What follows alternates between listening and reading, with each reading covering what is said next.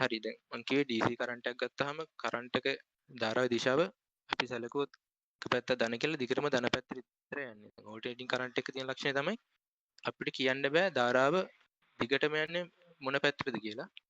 එක අපි හිතමු අපි සැලකුවොත් මොකක් හරි පැත්තක් සැලකුවොත් ඒ දිශාව ධන කියලා.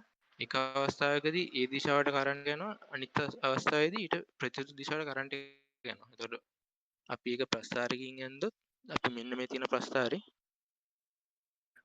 ඔය ප්‍රස්ථාරේ මෙන්න මේක තමයි ධන කොටස කියන්නේ. මේක ඍණ කොටස. ඒක ගැටි දන්නවා. එතකොට ඕල්ටර්නේටිං කරන්ට් එකේ තියෙන ලක්ෂණය තමයි ප්‍රස්ථාරේ x අක්ෂයට උඩිනුයි x අක්ෂයට යටිනුයි කොහේ අවස්ථාවක ප්‍රස්ථාරික රේඛාව ගමන් කරනවා. හරිද? එතකොට දැන් අපි දන්නේ මෙන්න මේකනේ ඕල්ටර්නේටිං කරන්ට් කියලා. මේක වෝල්ටේජ් එකට දාලා ඕල්ටර්නේටිං වේව් ෆෝම් එක.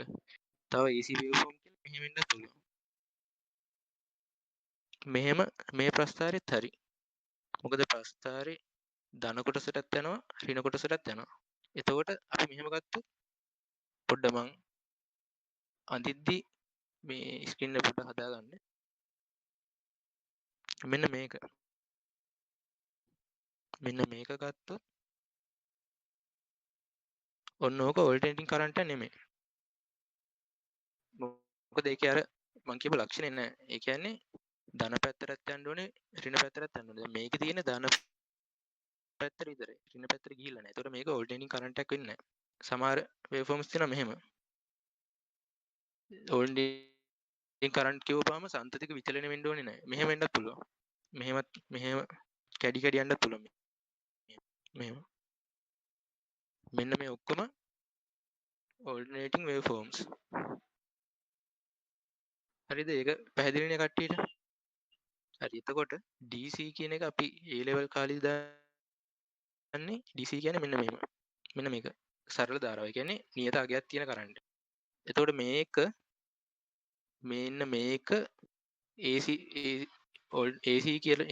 කියන එක නෙමෙයි DC කියලා හරියටම කියන්න බෑ අපිට. ඒ කියන්නේ ඩිරෙක්ට් කරන්ට් කියන එකම කියන්න බෑ. මේකට තියෙන වචන පල්ස් DC කියලා වෙනම තියෙන ඉන්ටර්නෙට් එකේ මම හොයලා බලපුවාම පල්ස් DC. මොකද මේවා පල්ස් එකක් වගේ යන්නේ. ක්ෂණික වැඩි වෙනවා, ආය වැඩි වෙනවා, ආය වැඩි වෙනවා, ආය වැඩි වෙනවා. මොකද මේක ගත්තාම තප්පරයකට අපි සාමාන්‍යයෙන් ගන්න මේ කරන්ට් එකේ තප්පරයට හර්ට්ස් 50ක් තියෙනවා. තප්පරේ හර්ට්ස් 50 කියන්නේ තප්පරයකදී වේව් සම්පූර්ණ ආවර්ත 50ක් යනවා. එතකොට මේක ක්ෂණිකව වැඩි වෙනවා, අඩු වෙනවා, වැඩි වෙනවා, අඩු වෙනවා. එතකොට නිකන් අර පල්ස් එකක් වගේ තමයි යන්නේ. හරිද? ඒක පැහැදිලි නේද කට්ටියට? AC වලයි DC වලයි වෙනස. ඒතර AC එකක් කියන්නේ හරියටම ප්‍රස්ථාරයේ ධන කොටසෙත් තියෙන්න ඕනේ, ඍණ කොටසෙත් තියෙන්න ඕනේ. හැඩය අදාළ නැහැ. හැඩය ඕන හැඩයක් වෙන්න පුළුවන්. ප්‍රස්ථාරයේ රේඛාව සම්මිතික වෙන්න ඕනේ නැහැ. ඒ කියන්නේ සම්මිතික කියන්නේ වම් පැත්තේ තියෙන එකම විදිහටම දකුණු පැත්තේ තියෙන්න ඕනේ කියලා එක්කුත් නැහැ. වෙනස් වෙන්නත් පුළුවන්. හරි නේද කට්ටියට? පොඩ්ඩක් හරිනම් මැසේජ් එකක් දාන්න. ඒක පැහැදිලිද? හරි ඊට පස්සේ දැන් අපි A level කාලෙදිත් කරේ sin wave forms වලට තමයි අපි ගණන් හැදුවේ. ඒතර මේකෙත් මේ දැන් අපි කැම්පස් එකේදී කරන්නේ sin wave forms වලට තමයි ගණන් හදන්නේ. sin wave වලට තමයි හැම වෙලාවෙම ගණන් හදන්නේ. එතකොට දන්නවා maths වලදීත් කියලා දෙනවා, physics වලදීත් කියලා දෙනවා. ඕනෑම sin එක සමීකරණයක් ලියන්න maths වලදී හොඳට කියලා දීලා තියෙනවා. maths වලදී සෑහෙන කරලා තියෙන්නේ.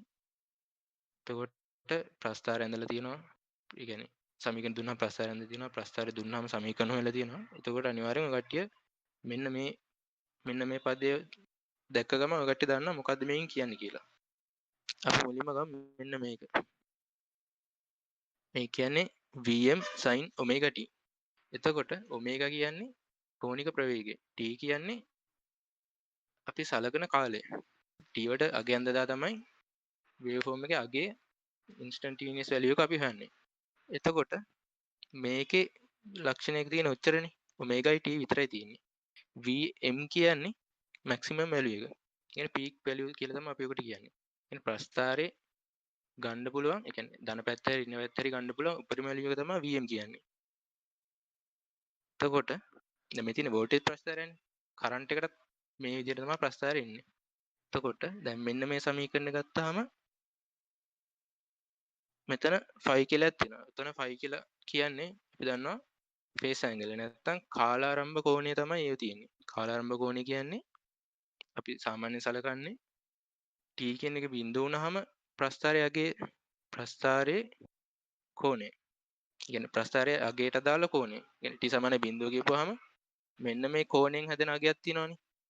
අන්න ඒ අගය අපිට බලන්න පුළුවන් ප්‍රස්ථාරයේ ධන පැත්තේ තියෙන ඍණ පැත්තේ තියෙන කියලා. අන්නේ ධන ඍණ පැත්තේ තියෙන පැති වලට අනුව අපිට කියන්න පුළුවන් කාලාරම්භ කෝණය ධනද ඍණද තියෙන කියලා. දැන් මෙතන මෙන්න මේ අගය ගත්තොත් ඍණ 5 නේ තියෙන්නේ. ඒතකොට ප්‍රස්ථාරේ පටන් ගන්න තියෙන්නේ ඍණ sin ඍණ 5 කියන එක.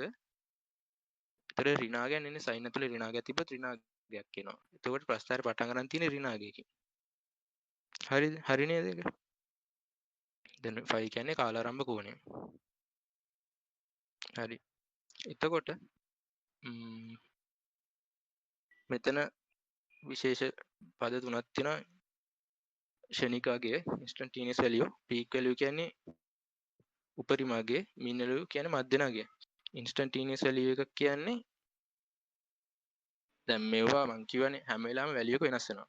ඒ කියන්නේ මුලින්ම අපි සැලකු t කාලයකදී සැලකුවොත් t වෙනි අවස්ථාවේදී සැලකුවොත් තියෙන අගය නෙමෙයි t ධන t නෝට් අගේ මේ කාලයකදී තියෙන්නේ. සැනින් සැර වෙනස් වෙනවා. ඒ instantaneous value කියන්නේ අපි සලකන ලද කාල අවස්ථාවේදී තියෙන value එක. එතකොට දැන් sin අගේ ප්‍රස්ථාර වල හොඳටම දන්නවා ඒවා අගේ හොයන්නේ අපි sin මෙහෙම ගමුකෝ වෝල්ටේජ් උත් නැතුව කරන්ට් උත් නැතුව අපි පොදු ප්‍රස්ථාරයක් ගන්නවා a කියලා. ඊන වෝල්ටේජ් උත් නැහැ කරන්ට් උත් නෙමෙයි sin wave form එක අපි කියනවා a කියලා. අගේ a කියලා. a කියන රාශියෙන් ඉන්නේ. t වෙනි කාලයකදී ෂණික අගය සමානයි am. ඒ කියන්නේ a කියන රාශියේ උපරිම අගය වරක් sin omega t ධන 5. මේක තමයි instantaneous value කියන්නේ. ඒක අර අපි සාමාන්‍යයෙන් හදලා තියෙනවානේ දුනු නියතර දුනුත් එක්ක සරල අනුවතේ චලිත එහෙම ඕක හදලා තියෙනවා සෑහෙන්න. ඒතර පීක් වැලියු එකක් කියන්නේ ප්‍රස්ථාරයේ ධන කොටස හරි ඍණ කොටස හරි සැලකුවොත්. හරිද? දෙකේම වෙන්න ඕනේ නැහැ. ඒ කියන්නේ සයින් වල නම් ධන කොටසේ උපරිමගයත් ඍණ කොටසේ උපරිමගයේ සංඛ්‍යාත්මක එකයි. මෙතන පීක් වැලියු කියදී සාමාන්‍ය කට්ටියට දෙන්න පුළුවන් ගණන් වල ධන කොටසේ උපරිමගයේ එක අගයක් ඍණ කොටසේ තියෙන උපරිමගයේ තව අගයක්. එතකොට කන්නේ ධන කොටසේ හරි ඍණ කොටසේ හරි තියෙන උපරිම සංඛ්‍යාත්මක අගය. කියන්නේ හිතන්න ධන උඩ ප්‍රස්ථාර ධන කොටසේ තියෙන ධන 8. ඍණ කොටසේ තියෙන ඍණ 10යි. ඒතර සංඛ්‍යාත්මක උපරිම අගය කීයද? 10යිනේ. ඔන්න ඔය 10 තමයි පීක් වැලියු කියන්නේ. ධනම වෙන්න ඕනේ නැහැ ඒක.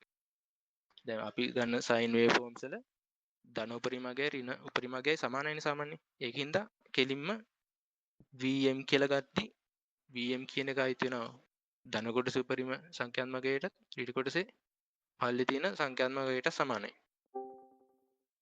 හරි ඊට පස්සේ mean value එකක් කියන්නේ අපි සලකන ලද කාලයක. අපි සාමාන්‍ය සලකන්නේ ආවර්තයක.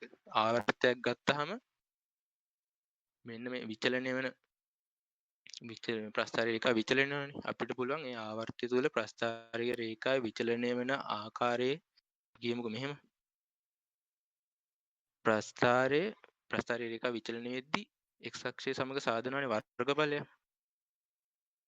හැබැයි වර්ගඵලය සැලකුවාම තනින් තන y අගය වෙනස් වෙනවා. එහෙම නෙමෙයි අර ආවර්තයක ප්‍රස්ථාරික රේඛාව හදන වර්ගඵලයට සමාන වර්ගඵලයක් හදන ඩිරෙක්ට් වේව් ෆෝම්. ඒ කියන්නේ අපි දැන් මේක AC කරන්ට් මේ AC වේව් ෆෝම් යන මෙන්න මෙහෙම නියත අගය. ඔන්න ඕක තමයි mean value කියන්නේ. මේක නියත අගයන්නේ. හරි.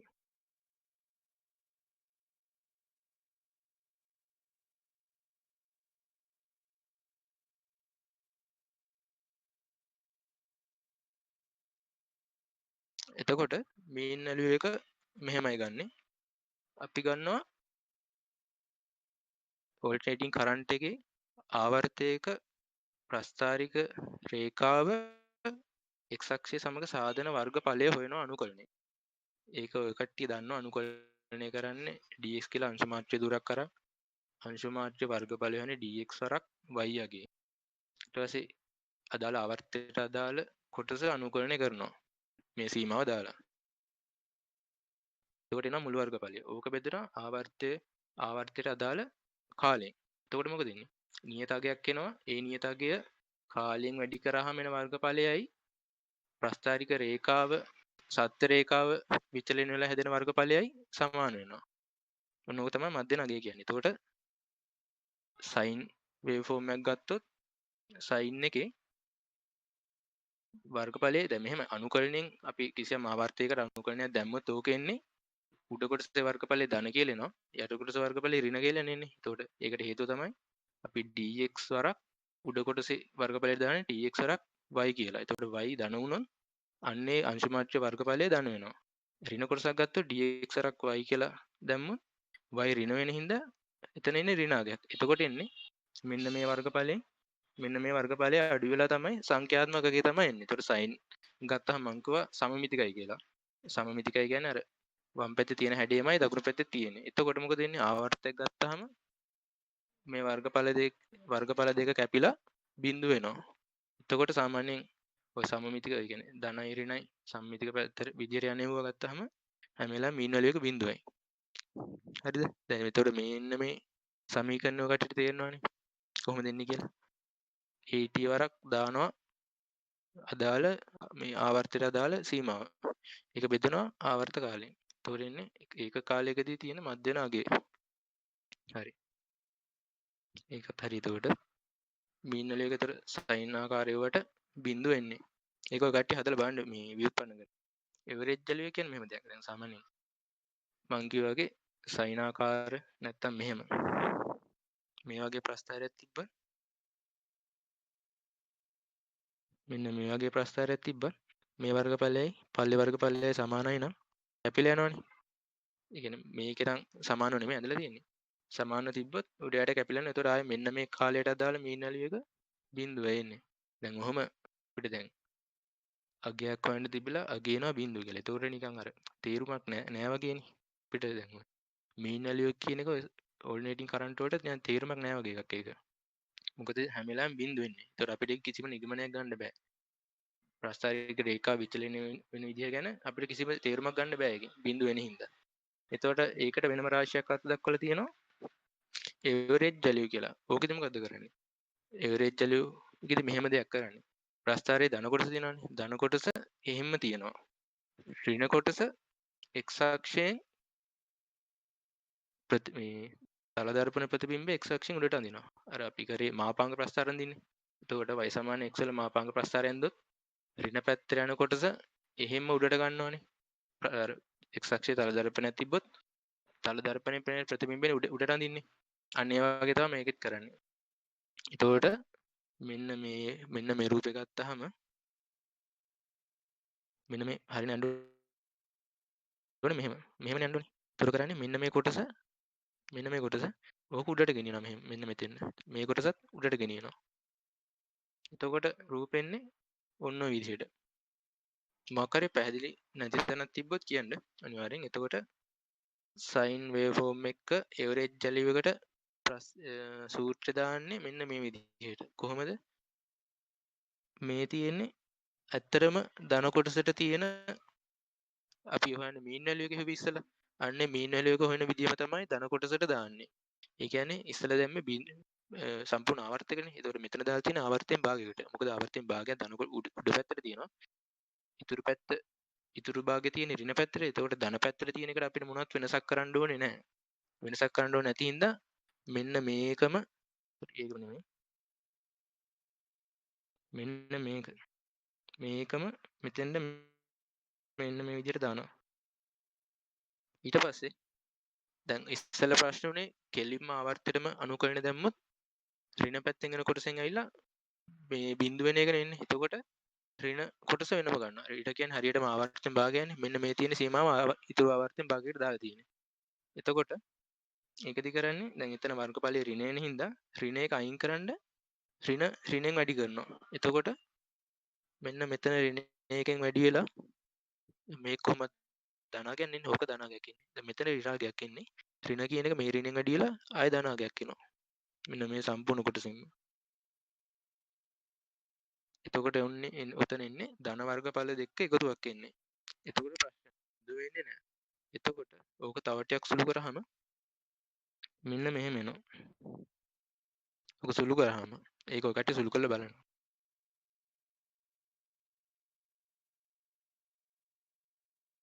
හරි එතකොට ඒ m කියන්නේ මම කිව්වා maximum value එක maximum value එක වැඩි කරනවා 2කින් බෙදනවා 5 වෙනි. එතකොට අපිට මේ සූත්‍ර හැම එකක්ම තියෙන sine waves වලට විතරයි. එතකොට මෙන්න මේ මේ දෙක යට 5 වැඩි කිරීම m කියන සූත්‍රය දාන්න පුළුවන්. අපිට කෙලිම දාන්න පුළුවන් sine waveform වලට විතරයි. නැත්තම් වෙන හැඩයක් තිබ්බත් අපිට මෙන්න මේකෙන් අනුකරණය කරලා ගන්න ඕනේ. අනුකරණය කරලා ගන්න හරි නැත්තම් වෙන විදිහක් තියෙනවනේ වර්ගඵල හොයන්න අනුකරණයම ඕනේ නැහැ නේද? ත්‍රිකෝණ වගේ තිබ්බොත් අපිට ත්‍රිකෝණේ වර්ගඵලය ගන්න පුළුවන් මෙහෙම. භාගයක් පාදේ වැඩි කිරීම ලම්බුස කියලා. ඒ විදිහට හොයන්න තියෙන වර්ගඵලය. වෙන විශේෂිත හැඩයක් තිබ්බොත් මෙන්න මේ සූත්‍රය දාන්න ඕනේ. එතකොට මෙන්න මේ අගය නෙමෙයි ඉන්නේ වෙන අගයක් ඉන්නේ. හරිනේ එතකොට. එවරේජ් වැලියු එකයි මීන් වැලියු එකයි ඉන්ස්ටන්ටීනියස් වැලියු එකයි පීක් වැලියු එකයි අනේ සෙට් එක තේරුණාද? තේරුණ නැත්නම් කියන්න. ඔව් කියලා හරි නෑ කියලා හරි මෙසේජ් එක දාන්න. ඊට පස්සේ effective value නැත්නම් RMS root mean squared value. දැන් මෙහෙමයි. අපි දැන් සාමාන්‍යයෙන් සර්කිට් එකකට අපි එක එක එලිමන්ට්ස් මේ හයි කරනවානේ. අපි හිතමුකෝ අයන් එකක් ගත්තාම අයන් එකේ තියෙන්නේ වෝල්ටේජ් එකට රෙසිස්ටර් එකක් නේ තියෙන්නේ. ඔය රෙසිස්ටර් එක රත් වෙලා තාපන ඵලයක් හැදෙනවා. ඕකෙන් තමයි රෙදි මදින්නේ. එහෙම නැත්තම් දැන් ඔය තව එක එක එලිමන්ට්ස් තියෙනවා නුන තරම් මෝටර්ස් හයි කරනවා. ඔය එක එක උපාංග හයි කරනවා. ටීවී හයි කරනවා, රේඩියෝ හයි කරනවා. දැන් ඕකේ අපි බලාපොරොත්තු වෙන්නේ විද්‍යුත් ශක්තිය කියන එක අපිට ඵලදායී වෙන ලෙස වෙනස් ශක්තිය බවට පරිවර්තනය කරන එකනේ. එතකොට මෙහෙමයි. අපි ඕක DC කරන්ට් වලට කරනවා. ඒ DC වලට කරනවා ALL වලදී. කොහොමද? P = VI දාලා. P = VI කියන්නේ V කියන්නේ ලෝඩ් එක. කියන්නේ අපි පාවිච්චි කරන එලිමන්ට් එක දෙපැත්තේ වෝල්ටේජ් එක වැඩි කිරීම එලිමන්ට් එක හරහා ගිය ධාරාව. දැන් උතන V කියන එකක් නියතයි I කියන එකක් නියතයි. එතකොට P කියන එක දිගටම නියතයි. දැන් මේ කරන්ට් වලදී P = VI දාපුවාම ප්‍රශ්නේ තමයි P කියන එකත් වෙනස් වෙනවා I කියන එකත් වෙනස් වෙනවා සැරින් සැරේට. එතකොට ඒ අවස්ථාවේදී P = VI වලින් එන්නේ මොකද්ද? අපි සලකන ලද කාලයේදී තියෙන ෂණික ක්ෂමතාවය. එතකොට දැන් ඔය RMS value කියන එක අර්ථ දක්වලා තියෙන්නේ ඔය අපි යොදන එලිමන්ට් එකක් කරහා යන මධ්‍යන ක්ෂමතාවයට. ඒ කියන්නේ මධ්‍යන ක්ෂමතාවය. ඒ RMS value එක අර්ථ දක්වලා තියෙනවා. දැන් ඉස්සෙල්ලා කියවනේ main value කියන්නේ අපි සලකන ලද ආවර්තයකදී අපිට ගන්න පුළුවන් රේඛීය අගය කියන එකනේ. ඔය mean value කියන්නේ ඒකනේ sin වලට බිඳුවයි. දැන් එතකොට දැන් මේ වගේ එකක් ගත්තොත් අපිට පුළුවන් P = VI දාන්න නැතුව P = I වර්ගය R දාන්න පුළුවන්. නැත්නම් P = V වර්ග බෙදීම R දාන්න පුළුවන්. ඒ සමීකරණ තුනේ ඕන එකක් දාන්න පුළුවන්. අපි දාමු සාමාන්‍යයෙන් P = I වර්ගය R කියලා. එතකොට දැන් R කියන එක වෙනස් වෙන්නේ නැහැ සාමාන්‍යයෙන් එලිමන්ට් එකක් ගත්තාම. දිගටම නියතයි. එතකොට අපිට කෙලින් මෙතන විචලනය වෙන එක රාශිය තියෙන මොකද්ද? I කියන එක විතරයි. දැන් අපි මේවා හදන්නේ ඕල්රෙඩි කරන්ට් වලට.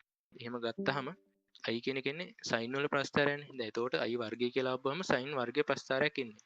sin වර්ගයේ ප්‍රස්ථාරයක් එනවා කියන්නේ sin වලට අදාළ 0.25 අතර ඕනගයක් ආපුවම sin එක කොහොමද වෙනස් වෙනවනේ ධන ඍණ අතර කොටස් දෙකටම එනවනේ. නමුත් sin වර්ගය ගත්තාම හැම වෙලාවෙම 0ට වඩා වැඩි එකක් එන්නේ. හරි. හැම වෙලාවෙම 0ට වඩා වැඩි එකක් එන්නේ. එතකොට දැන් අපි sin waveform වල mean value එක ගත්තාම මොකද උනේ? ධනයි ඍණයි දෙකටම යන හින්දා වර්ගඵල දෙක කැපිලා ගියා. ඒ හින්දා තමයි අපි average value කියන එක අත්දැක්කේ. කියන්නේ ඍණ කොටස ධන පැත්තට අරන් මුළු ධන වර්ගඵල වල එකතුවේ මධ්‍යනාගයක් තමයි ඒ ගන්නෙ. දැන් එතකොට මේකේ කියන එකේ කෙලින්ම අපිට mean value එක දාන්න පුළුවන්. මොකද ප්‍රස්ථාරය හැම වෙලාවෙම බිඳුවෙන් උඩ තියෙන්නේ. ඒක ඔය කට්ටියට පේනවනේ. දීලා තියෙන රූපේ ඔය තියෙන v වර්ගයේ v වර්ගයයි t වලයි අතර ප්‍රස්ථාරය. එතකොට ඔක හැම අවමගේ ඉන්නේ බිඳුව. එතකොට හැම වෙලාවෙම බිඳුව හරි බිඳුවට උඩ හරි තමයි අගයක් එන්නේ. එතකොට අපිට කෙලින්ම mean value එක කියන එක අර්ථාන්විත විදිහට යොදන්න පුළුවන් අපිට. අගයක් ගන්න පුළුවන් විදිහට. මොකද ඔක බිඳුව වෙන්නේ නැහැ. හරි. එතකොට ඔය RMS value එක අදකලා තියෙන්නේ සලකන ලද කාලයකදී අපි ගමු ආවර්තයක ප්‍රස්ථාරික රේඛාව මගින් සිදු කරන කාර්යයට සමාන කාර්යයක් සිදු කළ හැකි නියත ක්ෂමතාවය. කියන්නේ අපි ආවර්තයක් ගත්තොත් ඒ ආවර්තය තුල අර කාර්යම කරන්න පුළුවන් නියත ක්ෂමතාවය. නියත ක්ෂමතාවය ගත්තාම ඔන්න නියත ක්ෂමතාවය කියන එකෙන් එනවනේ i වර්ගය කියලා එක. p = i වර්ගය r නේ. ඔන්න නියත ක්ෂමතාවය හෙව්වුවාම r නියතයි. එතකොට i වර්ගයට අගයක් එනවනේ. එතකොට i වර්ගයෙන් එන අගයේ මූලය. එතකොට මූලය කියන්නේ i නේ. එතකොට ඕකේ ඉන්නේ ඔතනින් මොකක් හරි i වලට අගයක් එනවා. ඔන්න i වලට එන අගය තමයි RMS value එක කියන්නේ. හරිද? නැත්නම් p = v වර්ග බෙදීමාර දැම්මොත් අපි මධ්‍යන p ගත්තොත් මධ්‍යන p වලට අදාළ v එකක් එනවා. ඔන්න ඔය v එක තමයි ඔය v එක නියතයි. ඔන්න v එක තමයි RMS value එක කියන්නේ. RMS value එක. හරිද? ඒක තේරුණාද? RMS කියන එක. මොකක්ද ඒක? මේක හදන්නේ ක්ෂමතාවයේ මධ්‍ය නගයෙන් තමයි ඒක ගන්නෙ. තව ගැටට ඒක පැහැදිලි නැති මොකද මේ වර්ගයකින් වැඩි කළ අරන් තියෙන්නේ කියලා. දැන් ඕකේ සමීකරණය ගත්තාම පේනවනේ ARMS සමානයි ඒකට t අනුකල t නෝට් වල ඉඳන් t නෝට් ගන්න t දක්වා a වර්ගයේ t dt කියලා. අර හේතුව තමයි p = i වර්ගය r දාපුවාම මධ්‍යන p ගත්තාම එන t එකක් තියෙනවනේ. මධ්‍යන p ගත්තාම එන i එකක් තියෙනවනේ. එතකොට i වර්ගයන් එන්නේ. ඔන්න ඕකේ i තමයි ඔය හොයලා තියෙන්නේ. මේ තියෙන්නේ power dissipation කියන එක. අරක තමයි ඔය තියෙන්නේ. ඒක කරලා තියෙන්නේ ආවර්ත කාලයක් සලකනවා. සලකන්නේ t නෝට් වලින් සාමාන්‍ය අපි සාමාන්‍යයෙන් ගන්න බිඳුවේ ඉඳන් t දක්වා. එතකොට සාධාරණ අවස්ථාවක් ගත්තොත් t නෝට් වලින් ඉඳන් t නෝට් දන t දක්වා තමයි මේක සලකලා තියෙන්නේ. ඒ කාලෙදි සිදුවන මුළු කාර්යය මොකද්ද? i වර්ගය r. උතන අනුකරණයෙන් එන්නේ කාර්යනේ. ඊට පස්සේ ඒකෙන් මෙන්න මේ i කියන එකයි මෙන්න මේ කොටස තමයි මේ අරන් තියෙන්නේ. r අයින් කරලා ඊටු කොටසෙන් තමයි මේ එන්නේ. ඒතර අපිට පුළුවන් කෙලින්ම p සමානයි i e f f වරක් r කියලා දාන්න. මෙන්න මේක තමයි ඔය තියෙන්නේ. හරිද? පැහැදිලිද කට්ටියට?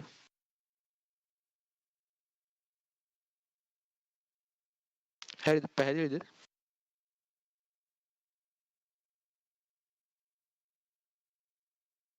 හරි. එතකොට RMS කියන එක කවුරු හරි පැහැදිලි නැත්නම් කියන්න. RMS කියන එක හරි. එතකොට RMS කියන්නේ මධ්‍යන ක්ෂමතාවයට අදාළ වෙන නියත අගය. නියත කරන්ට් එක හරි වෝල්ටේජ් එක හරි. එතකොට ඕක සයින් වේව් ෆෝම් එකක් ගත්තාම එන අගය මේ තියෙන්නේ. මැක්සිමම් වැලියු එක බෙදීම මූල දෙක. ඉස්සල්ලාවේ දෙක බෙදීම 5 වැඩි කිරීම මැක්සිමම් වැලියු එකනේ. දැන් මේකෙන්නේ එකයට මූල දෙක වැඩි කිරීම මැක්සිමම් වැලියු එක නැත්නම් පීක් වැලියු එක. ඉන්නේ පීක් වැලියු එක කියලා. එතකොට ඒක හරි. මේක ඔය කට්ටිය මේක තනියම try කරලා බලන්න. මොකද මම හදන්න ඕනේ නැහැ ඒක. ඔයාලා මේ අවකලනය කරලා මෙන්න මේ අගේ එනවාද කියලා බලන්න. අවකලනය අනුකරණය කරලා. හරි. ඊට පස්සේ දැන් මෙහෙම එකක් තියෙනවා. දැන් ඔයාලට දැන් අපි සාමාන්‍යයෙන් ගෙදර තියෙන කරන්ට් එකේ වෝල්ටේජ් අපි දන්නේ 230යි හර්ට්ස් 50යි. ඒතකොට ওই 230 කියන්නේ RMS වැලියු එක. හරිද? එතකොට ඕකෙන් අපිට හොයන්න ඕන නම් පීක් වැලියු එක ගෙදරට එන කරන්ට් එකේ වෝල්ටේජ් එකේ පීක් වැලියු එක කොහොමද හොයන්නේ? මූල දෙකෙන් වැඩි කරනවා. බස් මොකද සයින් වේව් ෆෝම් එකෙන් අවුලන්නේ. එතකොට 230යි මූල දෙක තමයි පීක් වැලියු එක ඉන්නේ. එතකොට 230 කියන්නේ පීක් වැලියු එක නෙමෙයි. 230 කියන්නේ RMS වැලියු එක. එතකොට ගණන් වලදී දෙනවා 230 දෙනවා. සාමාන්‍යයෙන් සමහරලාට 110 තියෙනවා. 230 කියන්නේ අපිට සාමාන්‍යයෙන් ලංකාවේ ගෙදරකට දෙන වෝල්ටේජ් එක තමයි ඔය තියෙන්නේ. ඒක දෙන්නේ RMS වැලියු එකකින්. 230 50 කියද්දි මදි දාගන්න 50 කියන්නේ ෆ්‍රීකවෙන්සි එක 230 කියන්නේ RMS වැලියු එක. අපිට විශේෂයෙන් දෙනවා නම් මේ අර සයින් වගේ සයින් අපි දන්නේ සයින් වේව් ෆෝම් එකෙන් එහෙම දුන්නොත් අපිට පීක් වැලියු එකත් එක්ක සයින් පාර්ට් එකක් දුන්නොත් සාමාන්‍යයෙන් 230 කියන එක සයින් වලට හරවපුවාම 230 මුල දෙකයි සයින් ඔමේගා t දාන 5. අන්න ඔහොම අගයක් දුන්නොත් එහෙම ටයිම් ඩොමේන් එක එක තමයි ඒ දීලා තියෙන්නේ. කාලයත් එක්ක වෙනස් වෙන විදිය. ඔය 230 කියන්නේ RMS value එක. ඒක කාලයත් එක්ක වෙනස් වෙන්නේ නැහැ නේ. ඒක නේ අර සාමාන්‍යයෙන් අපි ගන්නවා 230 කියන එක තමයි ගොඩක් වෙලාවට ගණන් වලට පාවිච්චි කරන්නේ. එතකොට ඊට අමතරව අපි දැකලා තියෙනවා එක එක සොකට් වල තියෙනවා 5 ඇම්පියර් 13 ඇම්පියර් 15 ඇම්පියර් කියලා. ওই දීලා තියෙන්නේ RMS value එක. කරන්ට් එකේ RMS value එක. හරි. ඒක හරි. එතකොට ඊට පස්සේ ෆැක්ටර්ස් අනුපාත දෙකක් තියෙනවා. එකක් තියෙනවා ෆෝම් ෆැක්ටර් කියලා. ඒ කියන්නේ RMS value එක බෙදීම average value එක. එතකොට ඕකේ අගේනවා 1.11 කියන එක. සාමාන්‍යයෙන් ආසන්න වශයෙන් ඔහොම ඉන්නේ. ඔය ෆෝම් ෆැක්ටර් තව එකක් තියෙනවා පීක් ෆැක්ටර් කියලා. ඒක කරන්නේ පීක් value එක බෙදෙනවා RMS value එකයි. දැන් ඕක පාවිච්චි කරන්නේ ඇයි කියලා සාමාන්‍යයෙන් ඔය කට්ටිය හිතන ඇති සමහර විට ඇයි ඔය අනුපාතයක් ගන්න කෙලිම ඉතින් RMS value එක හරි average value එක හරි ගත්තම ඉවරයි කියලා. මෙහෙම එකක් තියෙනවා. දැන් ඔයාලට තියෙනවා measuring instrument කියලා පාඩමක් පිටන තිබ්බේ 6 වෙනි යුනිට් එක. ඕකේ තියෙනවා permanent magnet moving coil meter කියලා. ඕක කැරකෙද්දී ඉන්ඩිකේටර් එකක් තියෙනවා. ওই ඉන්ඩිකේටර් එකෙන් පෙන්නනවා මේ mean value එක අගේ කීයද කියලා. එතකොට ඒකෙන් ඔකට පාඩම කරලා තේරෙනවා. මම දල වශයෙන් කියන්න. ওই ඉන්ඩිකේටරෙන් පෙන්නන්නේ මධ්‍ය නාගයක් mean value එක. දැන් එතකොට ඒ measuring instrument වලදී කියනවා අන්නේ item එක පාවිච්චි කරන්න පුළුවන් DC කරන්ට් වලට විතරයි AC කරන්ට් වලට පාවිච්චි කරන්න බෑ කියලා. මොකද AC කරන්ට් එක්කම mean value එක ගත්තම බිඳු වෙනවනේ. ඒකින්ද සාමාන්‍යයෙන් ඒක AC කරන්ට් වලට පාවිච්චි කරන්නේ DC වල mean value එක විතරයි ගන්නෙ. එතකොට ඕකේ ඊට පස්සේ විකරණය කරපු මේ සටහනක් තියෙනවා. ඊට පස්සේ rectify කියන්නේ ඍජුකරණය කරලා ඊට පස්සේ ඒකේ mean value එක ගන්නවා. ඒ කියන්නේ average value එකනේ හොයලා තියෙන්නේ. ඍජුකරණය කරනවා කියන්නේ අර ඍජුකරණය කියන්නේ අර ඍණ කොටස ආය ධන කොටසට පරිවර්තනය කරනවා. ඒ කියන්නේ උඩයට මාරු කරනවා. ඍණ පාර්ට් ඒතර ඔක්කොම ඉන්නේ ධන පාර්ට් විතරයි. ඕකේ mean value කියන්නේ අපි දන්නවා average value එක. එනේ දෙක බෙදීම 5 වරක් peak value එක. එතකොට දැන් අපි මං කියවනේ අපිට AC කරන්ට් එක AC වල වැදගත් වෙන්නේ සාමාන්‍යයෙන් RMS value එක කියලා. දැන් උතන හොයාගත්තේ average value එක. එතකොට ඉන්ඩිකේටර් එක කැලිබ්‍රේට් කරලා තියෙන්නේ ඔන්න ඔය ෆෝම් ෆැක්ටර් එකෙන් වැඩි කරලා. එතකොට අපිට average value එක ෆෝම් ෆැක්ටර් එකෙන් වැඩි කරාම කෙලින්ම RMS value එක ඉන්ඩිකේට් වෙන විදිහට අපිට ඒ උපකරණේ අපිට පුළුවන් මේක ක්‍රමාංකණය කරන්න. අන්න ඒ වගේ අවස්ථාවලදී ෆෝම් ෆැක්ටර් එක වැදගත් වෙනවා. ඔන්න ඔය අගේ සාමාන්‍යයෙන් මේක මත තියාගන්න මේ ෆෝම් ෆැක්ටර් මෙන්න මේ අගේ එන්නේ සයින් වලට විතරයි. ත්‍රිකෝණාකාර වගේක් ආවත් ඒක වෙනම හොයන්න ඕනේ. මත තියාගන්න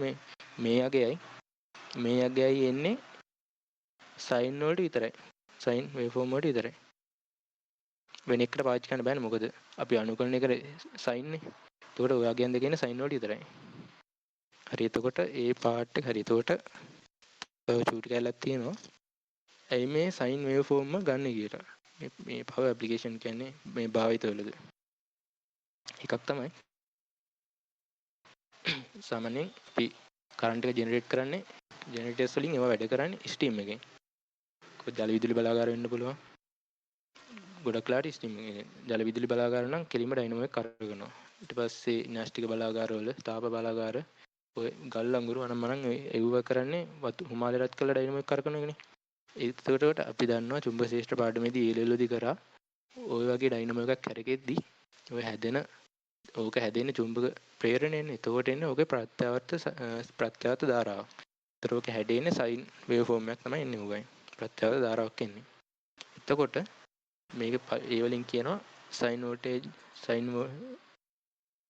හරි සයිනාකාර වෝල්ටේජස් ලේසියෙන් අපිට ජෙනරේට් කරන්න පුළුවන් අර වගේ රොටේටිව් මැෂින්ස් වලින්. කියන්නේ අර එදිනෙදා පාවිච්චි කරන ඩයිනමෝ වලින්. දෙවෙනි එක තමයි ඔය සයින් තියෙන පදයක් අවකලනය කරොත් හරි අනුකලනය කරොත් හරි එන්නේ කොස්නේ. අපිට කොස් කියන එක ආලියන්න පුළුවන් 90 දන සයින් කියලා. නැත්තම් 90 සයින් 90 ඍණ කියලා දාලා කෝණ ලියන්න පුළුවන්. එතකොට අපිට කිලිම කියන්න පුළුවන් අපිට සයින් කියන වේව් ෆෝම් එකක් අවකලනය කරාම හරි අනුකලනය කරාම හරි ආයෙන්නේ සයින් වේව් ෆෝම් එකක් කියන එක අපිට කෙලින්ම කියන්න පුළුවන්. ඒක තමයි එක මේ ඒක දිහත් සයින් වල පාවිච්චි කරන තියෙන මේ පාවිච්චි කරද්දී හම්බෙන තව වාසියක්. දැන් එතකොට මේ කල්පනා කරනවා ඇති අය ඔය සයින් කියන එක අවකලනය කරනවා හරි අනුකලනය කරනවා හරි කරන්න කියලා. ඔය කට්ටියට තව 5.3 කියන යුනිට් එකේ තියෙනවා කැපැසිටස් වල ධාරාවයි වෝල්ටේජ්ජයි වෙනස් වෙන සූත්‍රය තියෙනවා. ඊට පස්සේ ඉන්ඩක්ටර්ස් වල තියෙනවා වෝල්ටේජ්ජයි ධාරාවයි වෙනස් වෙන සූත්‍රය තියෙනවා. ওই දෙකේම අවකලනයක් හරි අනුකලනයක් හරි හම්බ වෙනවා. ඒක මම ඒ වෙලාවට කියන්නම් මොකක්ද ඒක වෙන්නේ කියලා. දර්ශන මතක තියාගන්න ඔය එක එක ඇප්ලිකේෂන්ස් වල යදුවම අවකලනය අනුකලනය කරද්දී සයින් වේව් ෆෝම් එක අනුකලනය අවකලනය කරාට හැඩය වෙනස් වෙන්නේ නැහැ. මැග්නිටියුඩ් එක වෙනස් වෙනවා. එතන සයින් කියන එකක් අවකලනය කරාම නැත්නම් අනුකලනය කරාම අනිත්‍ය තමයි ඔමේගා වෙනස් වෙන්නේ නැහැ නේ. ඔමේගා කියන්නේ කෝණික ප්‍රවේගය. ඔය කෝණික ප්‍රවේගය වෙනස් වෙන්නේ නැහැ. හරිද? එතකොට ඔගේ වෙනස් වෙන එකම දේ තමයි මැග්නිටියුඩ් එක. ඒ කියන්නේ ඉස්සරහින් එන අගය. ඒක තමයි මේ මෙතන තියෙන රෙසිස්ටර්ස් වලට අවුලක් නැහැ. ඉන්ඩක්ටර්ස් වලට අවකලනය කරලා තියෙනවා මෙතන. කැපැසිටර්ස් වල මෙතන අනුකලනයක් තියෙන්නේ. නමුත් හැඩේ අන්තිමට සයින්මයි. අවස්ථා තුනේම. එතකොට ෆේස් ඇන්ගල් එක මෙතන වෙනස් වෙලා දෙනවා. මෙතන 5 තියෙනවා. මෙතන 5 ධන 5 බෙදීම 2 කියලා දෙනවා. මෙතන ඍණ කියලාක් එනවා. හරි. නමුත් අර මූලික හැඩය මෙහෙම එන්නේ. මේ හැඩය තමයි කොහොමත් එන්නේ දිගටම. ඊට පස්සේ ඒත් හරි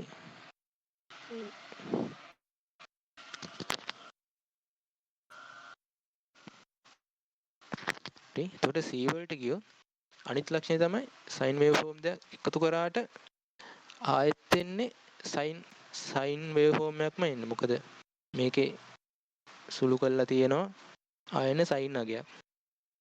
මොකද සයින් ධන සයින් කියන එක අපි දන්නවා දෙකයි සයින් C ධන සයින් D කියන්නේ දෙකයි සයින් C ධන D බෙදීම දෙක වැඩි වෙනවා cos C ඍණ D බෙදීම දෙක. ඔන්න ඕක සයින් උයි කොසුයි ආයෙ අපිට පුළුවන් ඉතින් සුළු කරලා ආයෙ සයින් වලින් එන සමීකරණයක් ගන්න පුළුවන්.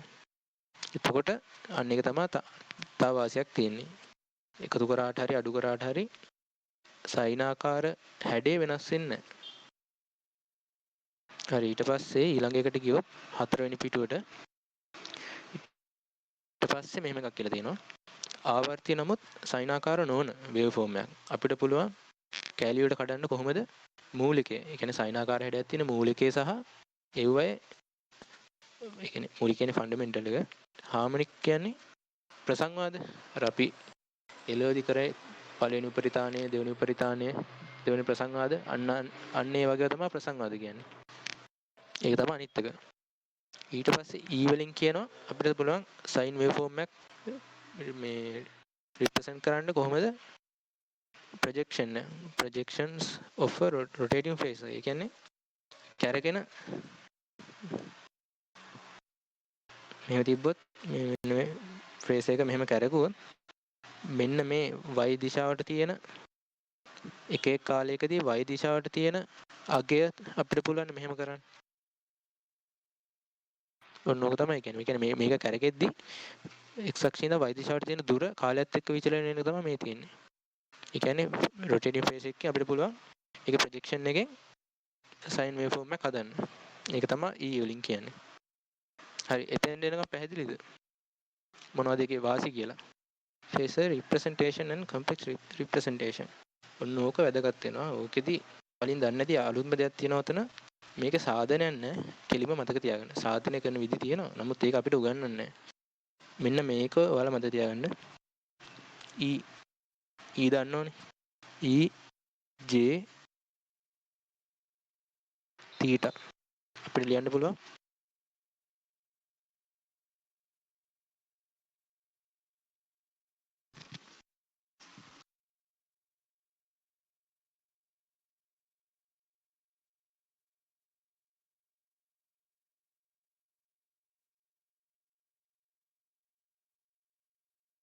J sin theta. ඔන්න ඕක. මේක සාධනය නෑ මතක තියාගන්න. ওই J කියන්නේ ඍණ එකේ මූලය.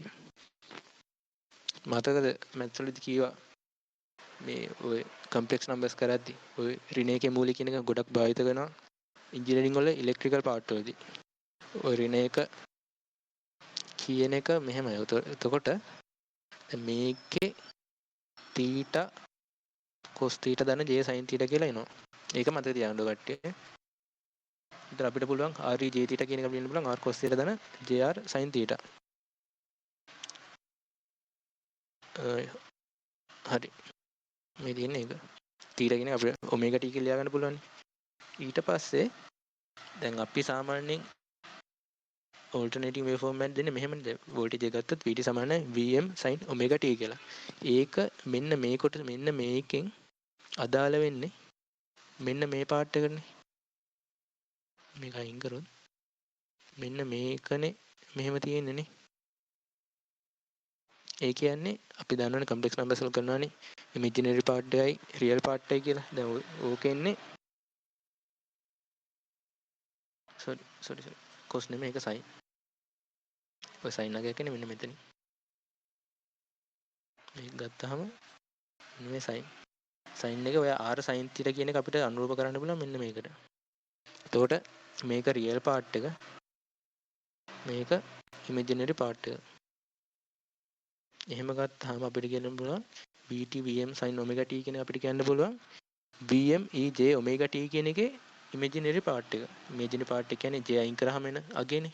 ඉමේජිනරි පාර්ට් එක අපිට කියන්න පුළුවන් එහෙම. මෙන්න මේකේ ඉමේජිනරි පාර්ට් එක. දැන් මේ තියෙන්නේ. උඩ සමීකරණ දෙක සංසඳලා බලන්න එක. හරි. ඊට පස්සේ කියලා තියෙනවා හරි දැන් omega t කියන එකට phi කියන කාලා ෆේස් ඇන්ගල් එක එකතු කරාට අවුලක් එන්නේ නැහැ මොකද j වලින් ලියපුවාම j omega t ධන phi කියලා එන්නේ. දැන් ඕක අපිට ej කියන්නේ ඕක ඝාතීය සිතන්නේ. එතකොට අපිට ඕක ලියන්න පුළුවන් ධන එකක් ගුණ කිරීමක් විදිහට. එතකොට ej phi කියන එකයි ej omega t කියන එකයි වෙනම ගුණ කිරීමක් විදිහට ලියන්න පුළුවන්. ඔන්න ඕකේ ෆේස් එක කියන්නේ මෙන්න මේක. මෙන්න මේක තමයි ෆේස් එක කියන්නේ. මොකද්ද? පීක් කැලියක වැඩි කිරීම e වල j5 කියන්නේ ෆේස් ඇන්ගල් එක. මෙන්න මේක තමයි ෆේස් එක. මෙතන පැහැදිලි දක්වලා තියෙනවනේ මේ තියෙන්නේ. එතකොට මෙහෙම එකක් මත තියාගන්න කට්ටිය. මෙන්න මේ e j θ කියන එක අපිට මෙහෙම ලියනවට වඩා කෙටියෙන් අපිට දක්වන්න පුළුවන්. මේකම තුල්ල වෙනවා. මෙහෙම දාලා මෙන්න මේ තියෙන තීට කෝණය මෙතන ලියනවා. තීට නෙමෙයි මෙතන ෆයි නේ. ඔව් අන්න එතන තියෙන ෆයි කෝණය මෙතන ලියනවා. මේකම තමයි මේ කියන්නේ. පැහැදිලි නේද? මෙන්න මේකම තමයි අනිත් පැත්ත කියන්නේ අර කෝණේ දාලා අර නිකන් අර විශාල වගේ සලකුණ තියෙන විශාලයි කියලා පෙන්නන. අර කෝණෙට සාමාන්‍යයෙන් අපි දාන්නේ අන්න ඒ සලකුණ තමයි දාන්නේ. මේකම තමයි මේ කියන්නේ. එතකොට අපිට කෙලින්ම ලියන්න පුළුවන් පීක් වැලියක දාලා අර සංකේත දාන්න විතරයි තියෙන්නේ. ඕක ලේසි දෙයක්. එතකොට ඕක සුළු කරාම ආයෙ මේක එනවා jvm sin omega t කියලා. මෙන්න මේක තමයි ෆේස් එක. අපිට වැදගත් වෙන්නේ ඕක ෆේස් රිප්‍රසන්ටේෂන්. හරි. ලියාගන්න තියෙනවා නම් ලියාගන්න එක. හරි. ඊට පස්සේ ෆයි කියන්නේ ෆේස් ඇන්ගල් එකනේ. පොඩ්ඩක් මට අර තීටා කියන එකයි ෆයි කියන පැටලෙන සමහරවිට තීටා කියයි ඒකත් ඔය ෆයිම තමයි. ෆයි කියන එක බිඳුව නම් මේකෙදි සලකපුවාම ෆයි කියන එක බිඳුව නම් මොකද වෙන්නේ? cos තීටා කියන cos ෆයි කියන එක 1 වෙනවා. sin ෆයි කියන එක බිඳුව වෙනවනේ. ඒතර ප්‍රස්ථාරේ තියෙන්නේ මේ රියල් පාර්ට් එක විතරයි. මෙතන මෙන්න මේක විතරයි තියෙන්නේ. මේ පැත්තට අදාළ වෙන්නේ නැහැ කෝඩිනේට්ස්. ඊට පස්සේ තව එකක් තියෙනවා. ෆයි කියන එක පොසිටිව් වුණාම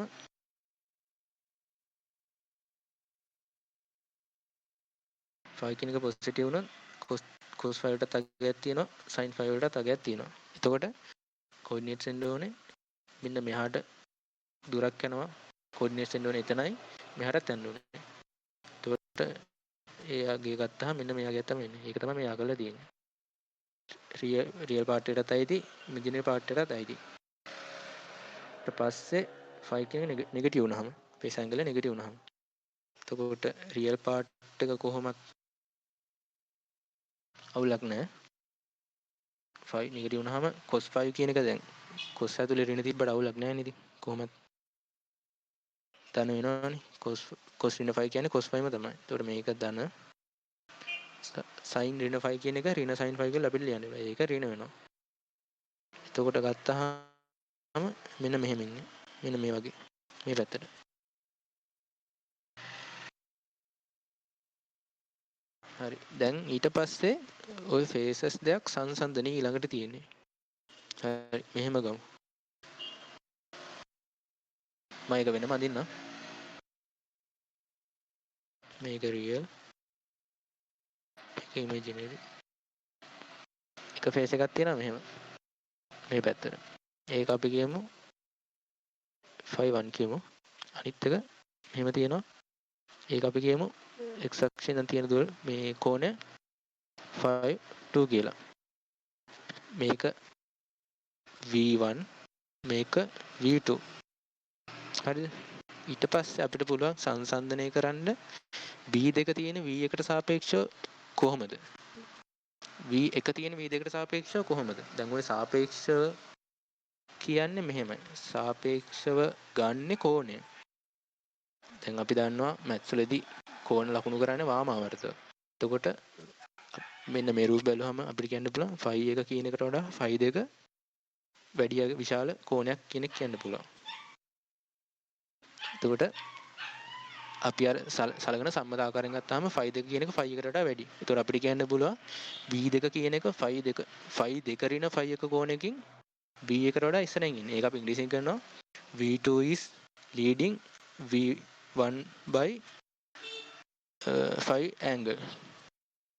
මෙතන කෝණේ තමයි ඔය දාන්නේ. මේ කෝණේ තමයි ඔය දාන්නේ. ඕක අනිත් විදිහට කියන්න පුළුවන්. දැන් මෙහෙමනේ. දැන් අපිට අපි සැලකුවේ මෙන්න මේ කෝණය. මේ කෝණේ සැලකුවොත් අපිට කියන්න පුළුවන් v2 කියන එක v1කට වඩා ඉස්සරහින් ඉන්නවා කියලා. අපි මේ කෝණේ සැලකුවා.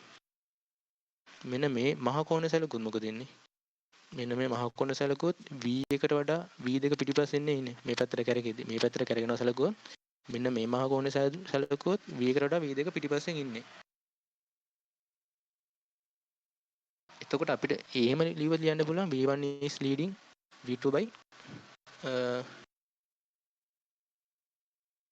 කියලා දාලා මේ ලියලා තියෙන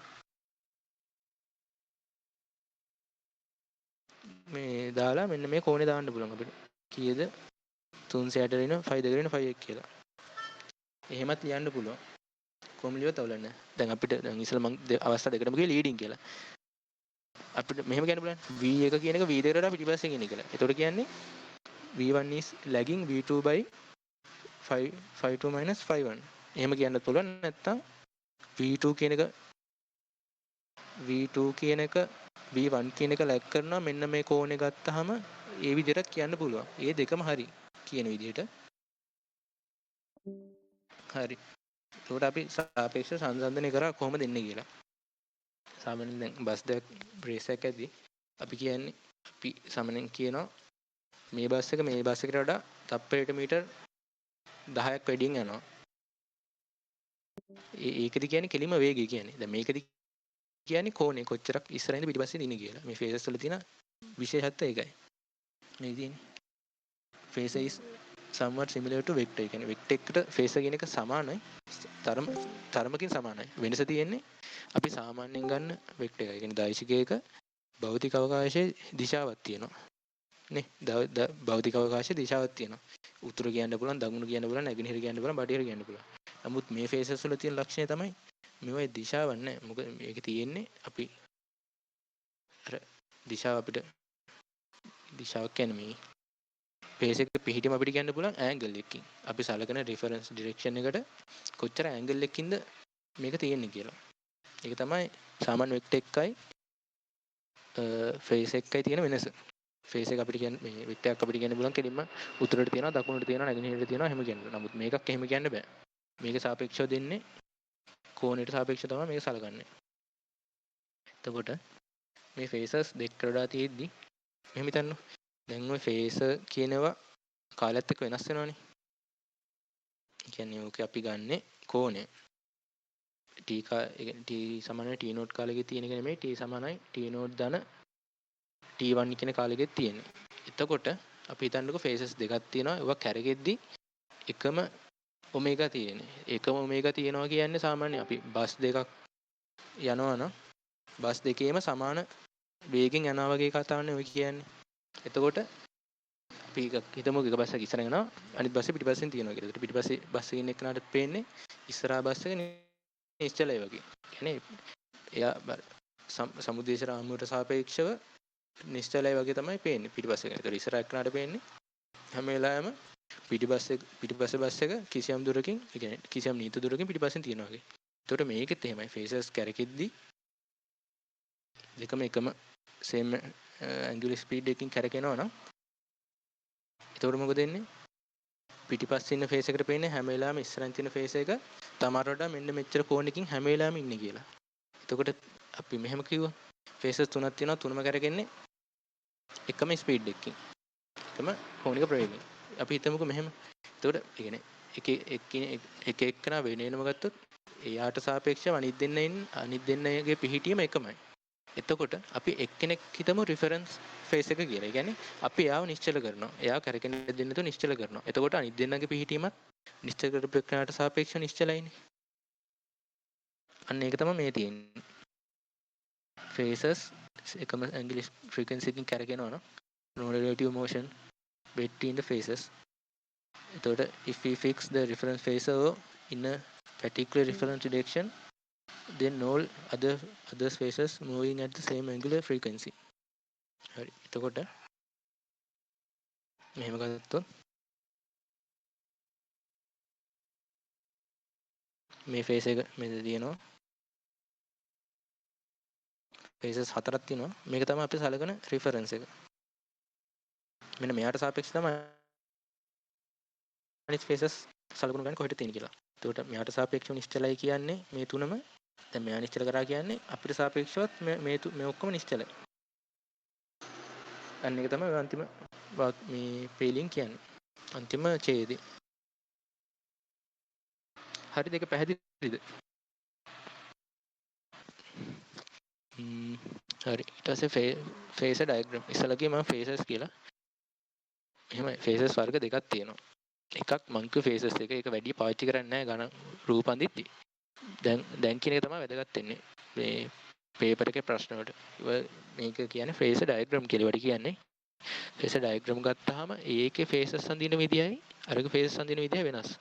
අරකේ අපි දැන් මේ VM කියන එකනේ VM කියන්නේ පීක් වැලියු එක. දැන් මෙතන ෆේස් ඩයග්‍රෑම් වලදී මේක කියලා තියෙනවා පාවිච්චි කරන්නේ RMS වැලියු එක කියලා.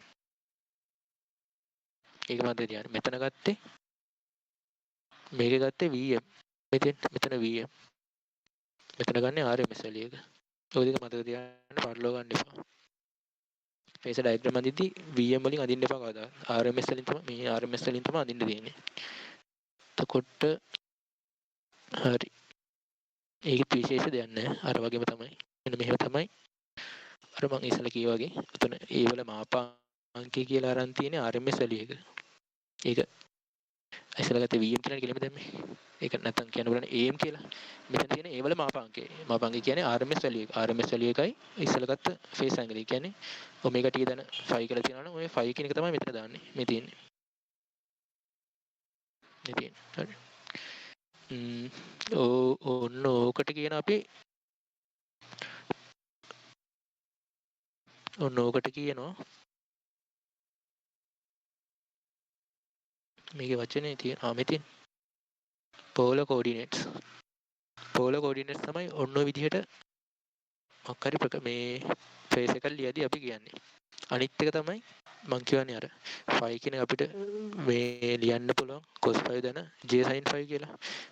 අන්න එහෙම ලියපුවාම එන්නේ මෙන්න මේ ෆෝම් එකෙන්. j x කියන්නේ ඒ වල cos සංරචකය. j ay කියන්නේ ඒ වල sin සංරචකය. එතකොට ඔය j කියන එක j එකයි ඔය මෙහෙම ලියන එක අපි කියන්නේ කාර්ටීසියන් කෝඩිනේට්ස් කියලා. එතකොට අපිට සාමාන්‍යයෙන් ගාණක් හදද්දි දෙනවා කොහොමද ලියන්න ඕනේ කියලා. පෝලර් කෝඩිනේට්ස් වලින් හදන්න ඕනේ නැත්නම් කාටසියන් කෝඩිනේට්ස් වලින් හදන්න ඕනේ. දැන් ඕක කන්වර්ට් කරන එක. හරි. එහෙනම් දැන් ඔය ඔන්න ඕක මේක පොඩේ ඔන්න AX කියන්නේ ඒ මාපාංක වරක් cos phi නේ ධන j වරක් ඒ මාපාංක වරක් sin phi. එතකොට අපිට ඒ මාපාංක ගන්න ඕන නම් මොකද කරන්නේ? cos වර්ග ධන sin වර්ග කියන්නේ එකයි. ඒතර කරන්නේ මෙන්න මේක වර්ග කරලා මේක වර්ග කරලා දෙකම එකතු කරනවා. එතකොට sin වර්ග ධන cos වර්ග එක වෙනවා. එතකොට ඒ වල වර්ගයක් තමයි මෙතන එන්නේ. ඊට වර්ග මූලය ගත්තාම ඒ වල මාපාංක කියන එක කියන්නේ RMS වැලියු එක එනවා. ඒක මේ සමීකරණ දැක්කම තේරෙනවා. ඊට පස්සේ ෆේස් ඇන්ගල් එකේ අපිට අගය ගන්න ඕන නම් මේක බෙදනවා මේක. AY බෙදනවා AX වලින්. එතකොට ඉන්නේ උඩ sin phi වෙනවා යට cos phi වෙනවා. එතකොට tan phi සමාන AY බෙදීම AX කියලා එනවා. ඔය අපිට කෝණේ ගන්නත් පුළුවන්. හරි. ඉතුරු ටික නම් ලොකු අමාරු නෑ. ඊට පස්සේ phase difference එක. හරි මෙතන එනවා තේරෙනවද? මෙතන එනවා තේරෙනවද?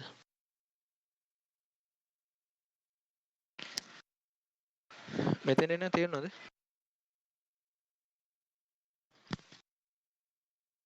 ඔක වැදගත් දේ තමයි polar coordinates උයි Cartesian coordinates කියන දෙකම ඔකට දැනගන්න ඕනේ. කන්වර්ට් කරන විදිහයි ඒව ලියන විදිහයි. හරි. ඊට පස්සේ තියෙන්නේ phase difference එක.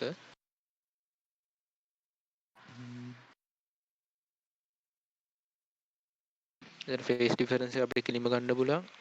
කාලන අර 5 එකක් ගමු අපි 5 1 කියලා. මේක තමයි 5 1. A sin omega t දන 5 1. අනිත් එක B bm sin omega t දන 5 2. මේක 5 2. කාලා මේ මොකද phase difference කියන්නේ ඔය 5 2 කියන එකෙන් 5 1 අඩු කරාම එන අගේ තමයි phase difference එක කියන්නේ. දැන් ඒක මේ තියෙන්නේ phase එකේ. හරි. මෙතන තමයි මුලින්ම හම්බෙන්නේ නේ. phase diagram එක. මෙන්න මේක තමයි phase diagram එක. දැන් ඉස්සෙල්ලා උඩට බැලුවාම රියල් පාර්ට් එකයි ඉමේජිනරි පාර්ට් එකයි දෙකම නම් කරලා තියෙනවානේ මේ.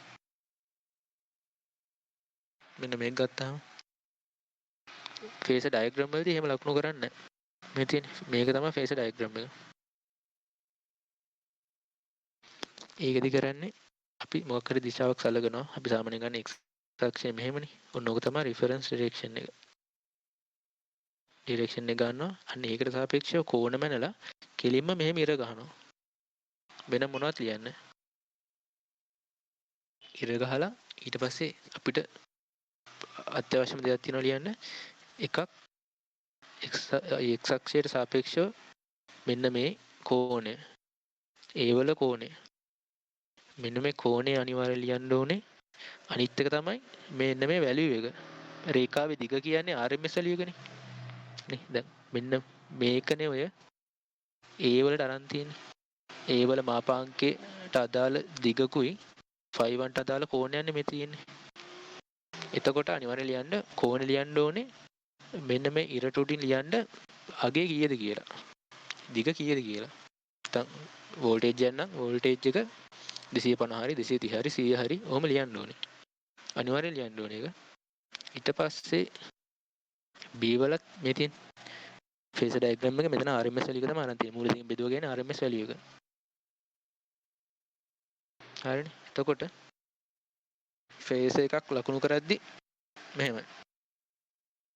මං කියන්නේ phase එකයි vector එකයි ආසන්න වශයෙන් සමානයි. කියන්නේ එකම රටාවක් තියෙන්නේ. එතකොට අපිට පුළුවන් මේ phase එක මෙහෙම දාන්න. මෙහෙම.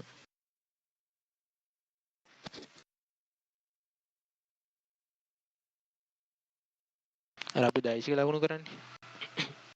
එතකොට අපි ගණන් හදින්න දැන් දැම්මේ මෙහෙම. මෙහෙම දාලා මාපාංග දැම්මෙත් මෙහෙම. ඒතර මේ කොටස දෛශිකයක් අර දෛශිකයක් වගේ පේනවනේ. මේක මාපාංග කියන්නේ ඒකේ රේඛාවේ දිග. ඒ කියන්නේ RMS value එක. එතකොට මේක මේ නෝට් එකේ නෑ අපි ඒක එහෙම තමයි හැදුවේ.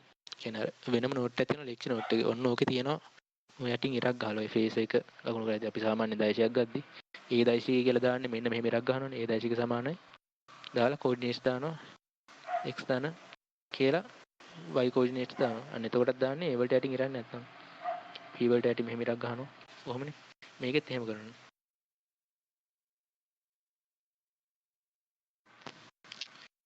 මෙතන නම් තියෙන හැබැයි විශාලත්වය. මෙතන තියෙන ඇත්තට මෙහෙමනේ. ඔය යටින් ඉර ගහලා නෝක තමයි තියෙන්නේ. එම් එදි මුල දෙක කියන්නේ. හරි. ඊට පස්සේ ෆේස් ඩිෆරන්ස් එක කියන්නේ මං කිය කෝණ දෙක අතර වෙනස කියලා. මේක 5 එක නම් මේක 5 එක නම් මේක 5 දෙක නම් ෆේස් ඩිෆරන්ස් එක 5 2 5 1. එතකොට හැබැයි යෝග මෙහෙම එකක් තියෙනවා. අපිට කියන්න කිව්වොත් b එක පිහිටීම යට සාපේක්ෂව. එතකොට මං ඉස්සලා කිව්වා කොහොමද b යට වඩා 5 දෙකට ඉන්න 5 එක ඉස්සරහින් කියන්න පුළුවන් නැත්නම් යට වඩා b කියන එක 360 ඉන්න 5 දෙකට ඉන්න 5 එක පිටිපස්සෙන් කියන්න පුළුවන්. මේ ෆේස් ඩයග්‍රෑම් වලින් මෙහෙම කෝණ වෙනසක් ගත්ති අපි හැම වෙලාවෙම ගන්නේ කෝණ අතර වෙනස 180යි 0යි අතර තියෙන කෝණේ විතරයි ගන්න අපි හැම වෙලාවෙම. ඒක මෙතන කියලා තියෙනවා. මෙතන ගන්න හැම වෙලාවෙම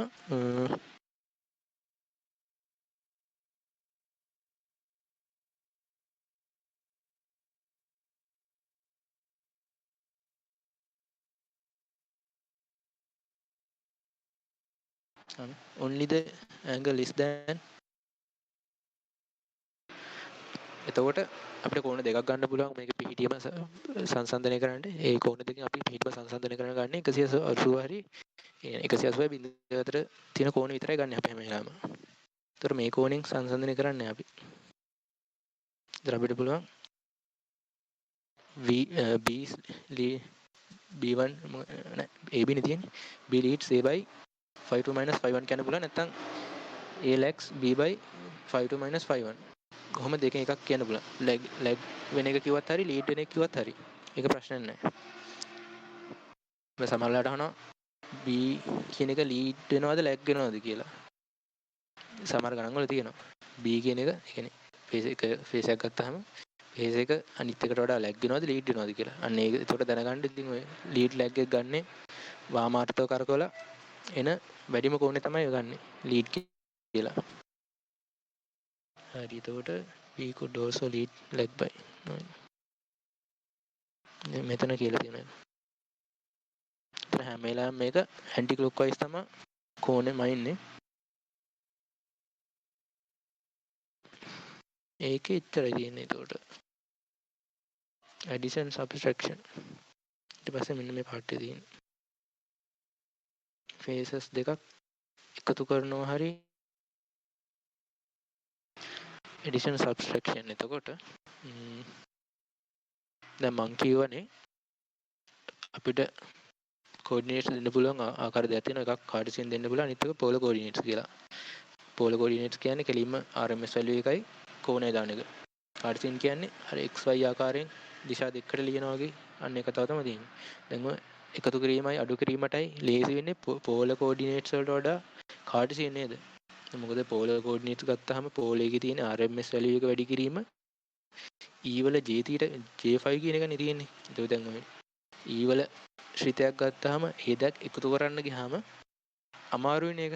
අපිට සාමාන්‍යයෙන් එක අතින් හදලා එකතු කරන්න බෑනේ. මං ගැන අතින් හදනවා නම්. නමුත් කාඩසියන් විදියට ලියාගත්තොත් අපිට පුළුවන් නේද? රියල් පාර්ට් එක වෙනම එකතු කරන්න, ඉමේජිනරි පාර්ට් එක වෙනම එකතු කරන්න. මේ වගේ. රියල් පාර්ට් එක මේ දෙක වෙනම එකතු කරලා මෙතන ලියනවා. J වලින් අනිත් පැත්තේ තියෙන පාර්ට් එක වෙනම එකතු කරලා මෙතන ලියනවා.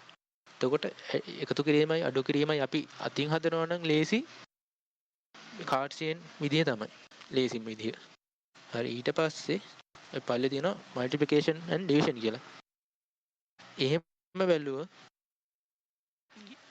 ඒකදී ගත්තොත් කාඩ්සියන් වලට පෝල කෝඩිනේට්ස් ලේසි. ඒකට හේතුව තමයි දැන් ගුණ කිරීමනේ තියෙන්නේ. දැන් පෝල එකේ තියෙන්නේ RMS වැලියු එක වැඩි කිරීම E වල ශ්‍රිතයක් තියෙන්නේ. දැන් E වල ශ්‍රිතයක් ගුණ කරාම අපිට පුළුවන් දර්ශකයේ කිලිම එකතුවක් විදිහට ලියන්න.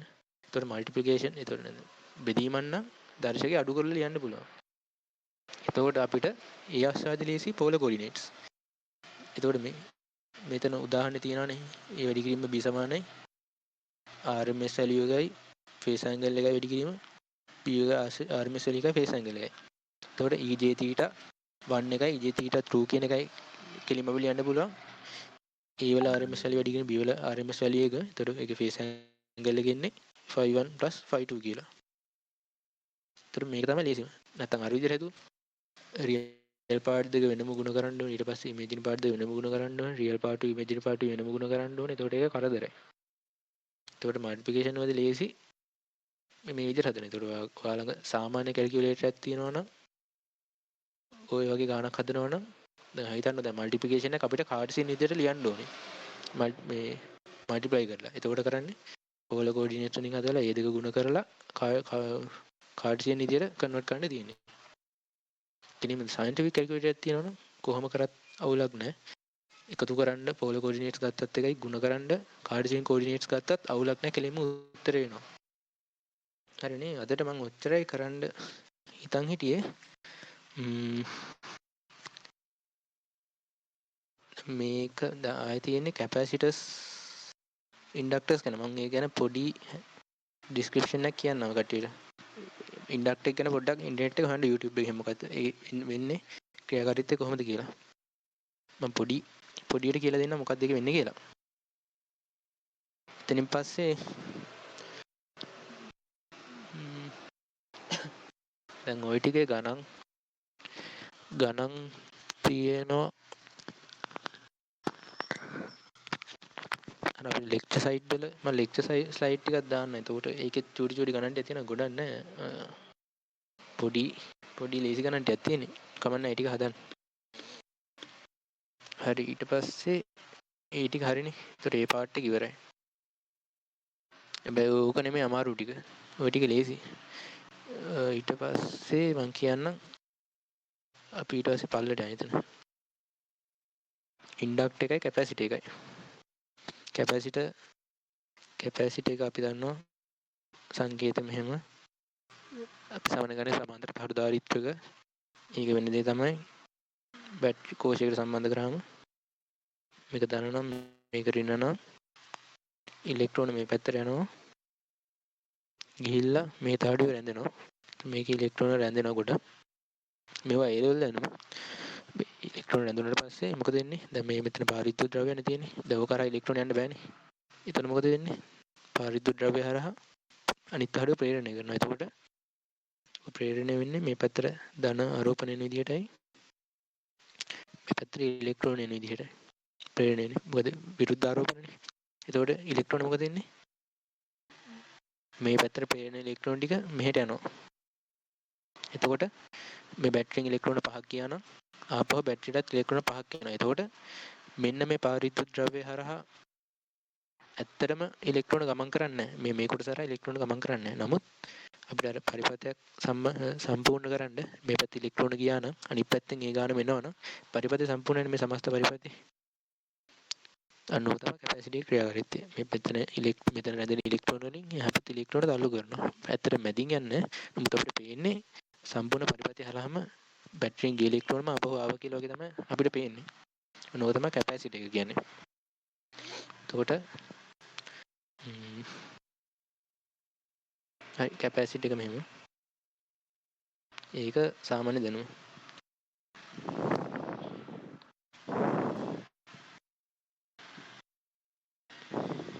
එතකොට අපි ඒ ලෙවල් වල දැනුමින් දන්නවා Q සමානයි CV. එතකොට Q කියන්නේ එක තහඩුවක් මත රැඳෙන ආරෝපණ ප්‍රමාණය. මොකද තහඩු දෙකෙම සමාන ආරෝපණ ප්‍රමාණය රැඳෙන්නේ. එතකොට එක තහඩුවක කියන්නේ මෙතන ආරෝපණ 5යි Q රැඳෙනවා නම් ධන 5යි Q රැඳෙනවා නම් මෙතන ආරෝපණ ඍණ 5යි Q තමයි තියෙන්න ඕන තහඩුව රැඳිලා. ඒතර අපි ගන්නේ 5යි Q කියලා එක තහඩුව විතරනේ. මොකද අපි 10යි Q කියලා තහඩු දෙකෙම එකතුව ගන්න නැහැනේ. ඒතර ගන්නේ ආරෝපණ Q කියලා ගන්නේ 5. 5යි Q. ඒතර C කියන්නේ ධාරිතාවය. මම මේ කටියට මතක් වෙන්න කියන්නේ සමහර කටියට මතක නැතුව ඇති. ඒ ලෙවල් වල තිබ්බේ. C කියන්නේ ධාරිතාවය. ඒතකොට C කියන එක අපි සමාන්තර තහඩු ධාරීත්වයකට ගන්නවා. C සමානයි A එප්සයිලන් බෙදීම D. A කියන්නේ එක තහඩුවක වර්ගඵලය. D කියන්නේ තහඩු දෙක අතර තියෙන දුර. එප්සයිලන් කියන්නේ පාරිත ද්‍රව්‍ය පාර වේද්‍යතාවය. පාර වේද්‍යතාවය. V කියන්නේ සලකන ලද අවස්ථාවේදී තහඩු දෙක අතර තියෙන විභව වෙනස. Q සමාන CV කියන්නේ ඔහොම. එතකොට උදාහරණයක් වශයෙන් DC ගත්තාම මෙහෙමයි. මෙහෙම සර්කිට් එක තියෙනවා නම් ආරම්භයේදී ආරෝපණ නැදිලා නැහැ. ඒ කියන්නේ තහඩු දෙක අතර විභවාන්තරයක් නැහැ. ඒතර මොකද වෙන්නේ? මෙහෙන් ආරෝපණ ගලාගෙන යනවා. ඒතර මේ තහඩුවේ ඉලෙක්ට්‍රෝන රැඳෙනවා. මේ තහඩුවෙන් ඉලෙක්ට්‍රෝන තල්ලු කරලා මෙහාට යනවා. එන්න එන්න තහඩු දෙක අතර විභව අන්තරය වැඩි වෙනවා. ඊට පස්සේ බැටරි විභව අන්තරය 5 වෝල්ට් නම් තහඩු දෙක අතර විභව අන්තරයත් 5 වෝල්ට් නම් මේක විභවය තියෙන්නේ මෙහාටනේ ධන ඍණනේ. ඒතර මේකෙත් විභව වෙන්නේ ධන ඍණ. එතකොට මේන තල්ලු කරන ධාරාව මෙහෙන් අනිත් පැත්තට තල්ලු කරනවා. ඒ කියන්නේ අර මෝටරෙන් එන අර මොකද්ද කම්බි ප්‍රේරණ දඟර තියෙන්නේ. අන්න ඒ වගේ අර බැටරියෙන් දෙන කරන්ට් එක එන පැත්තට විරුද්ධ පැත්තට තමයි මේකේ විභවාන්තරය එන්නේ. එතකොට මේකෙන් ආරෝපණ මෙහාට යනවා නම් මේකෙන් අනිත් පැත්තට තල්ලු කරනවා වෙන ටික. එතකොට සපල වෝල්ටිතාවය බිඳ වෙනවා. කර්චොෆ් දාපුවම බිඳ වෙනවනේ. හරි. එතකොට කැපැසිටර් එකට ගන්න පුළුවන් උපරිම ආරෝපණ ප්‍රමාණය DC සර්කිට් එක්ක නම් ආරෝපණ නෙමෙයි විභවාන්තරය DC සර්කිට් එක්ක නම් වෙලිකෝෂයකට සමානයි. වෙලිකෝෂයේ විභවාන්තරයට සමාන නැත්නම් ප්‍රභේය විභවාන්තරයට සමානයි. හරි ඒකත් හරි. මම මේ කියන්නේ DC වල විතරයි. හරි. දැන් ওই Q සමාන CV කියන එක දෙපැත්තම කාලය විසින් අවකලනය කරනවා. එතකොට මොකද වෙන්නේ? DQ බෙදීම DT සමානයි C කියන කොහොම නියතයිනේ. එතකොට DV බෙදීම DT අපිට පුළුවන්නේ ආරෝපණ ගලා යාමේ ශීඝ්‍රතාවය කියන්නේ I. I සමානයි C වරක් විභවාන්තරයේ විචලනීය ශීඝ්‍රතාවය. ඔන්න ඕක තියෙනවා නෝට් එකේ තියෙනවා මෙන්න මේක. අපිට ඕන V යුක්ත කරන්න පුළුවන්. V කොහොමද යුක්ත කරන්නේ? V සමානයි අනුකල I dt ධන C.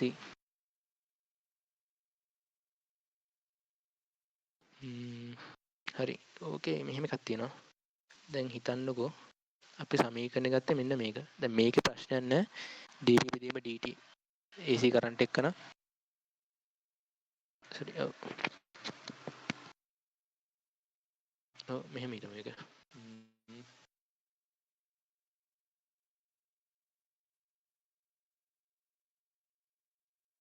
හරි මෙහෙම ගමු. අපි මෙහෙම ගමුකෝ. අපි කැපැසිටර් එකක් චාර්ජ් කරනවා. ওই චාර්ජ් කරන්න ගන්න අවස්ථාව අපි කියමුකෝ t සමානයි 0 කියලා. හරිද? t සමානයි 0 ඉඳන් t නෝට් කාලයක් ගියාම එතකොට එන්නේ t සමානයි t නෝට් නේ. t නෝට් වෙනි කාලයේදී කැපැසිටර් එකේ වෝල්ටේජ් එක මොකද්ද වෙන්නේ? එතකොට එන්නේ t නෝට් කාලයේදී කොච්චර ආරෝපණ ප්‍රමාණයක් කැපැසිටර් එකට ඇවිල්ලා වෝල්ටේජ් එක වැඩි වුණාද කියන එකයි t සමාන 0 වෙන අවස්ථාව වෙද්දී කැපැසිටර් එකේ වෝල්ටේජ් එක කීයද කියන එක තිබ්බ එකයි එකතු වෙන්නේ දෙන්නේ උතන. ඒක පැහැදිලිද? දැන් හිතන්නකෝ t සමාන 0 ේදී වෝල්ටේජ් එක අපි දුන්න කැපැසිටර් වෝල්ටේජ් එක 2යි. හරිද? අර t නෝට් කාලයකදී වෝල්ටේජ් එක වෝල්ට් 3කින් වැඩි වෙනවා. එතකොට t සමාන t නෝට් එකේදී වෝල්ටේජ් එක වෝල්ට් 5යි නේද? එතකොට අර 3 එකතු වෙන එක විතරක් නෙමෙයි t සමාන 0 වෙද්දී තිබ්බ වෝල්ටේජ් එකත් එකතු වෙන්න ඕනේ නේද එන්න. ඒක තමයි මේ තියෙන්නේ. එතකොට t වෙනි කාලයේ වෙද්දී වෝල්ටේජ් එක සමාන වෙනවා මේක ගමු. ඍණ අනන්තය කියන්නේ පිටිපස්සට යන්න පුළුවන් උපරිම අවස්ථාවේ ඉඳලා බිඳුව වෙනකන් තියෙන වෝල්ටේජ් එක. ඒ කියන්නේ අපි අර රෙෆරන්ස් අවස්ථාව තියෙනවානේ. අන්න ඒ අවස්ථාවේ තියෙන වෝල්ටේජ් එක තමයි මේ තියෙන්නේ. අපි ඕක ලේසියට අංකණය කරනවා v බිඳුව. දැන් ඇහෙනව නේද කට්ටියට? හරිනේ නේ?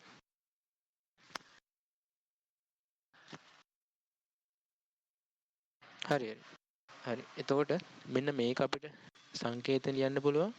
බිඳුවෙනි කාලෙවෙදි තියෙන වෝල්ටේජ් එක දාන මෙන්න මේ මේ තියෙන්නේ T කාලයක් ඇතුළත සිද්ධ වෙච්ච වෙනසනේ. මේක දාන T කාලෙවෙදි සිද්ධ වෙච්ච වෝල්ටේජ් වෙනස සමානයි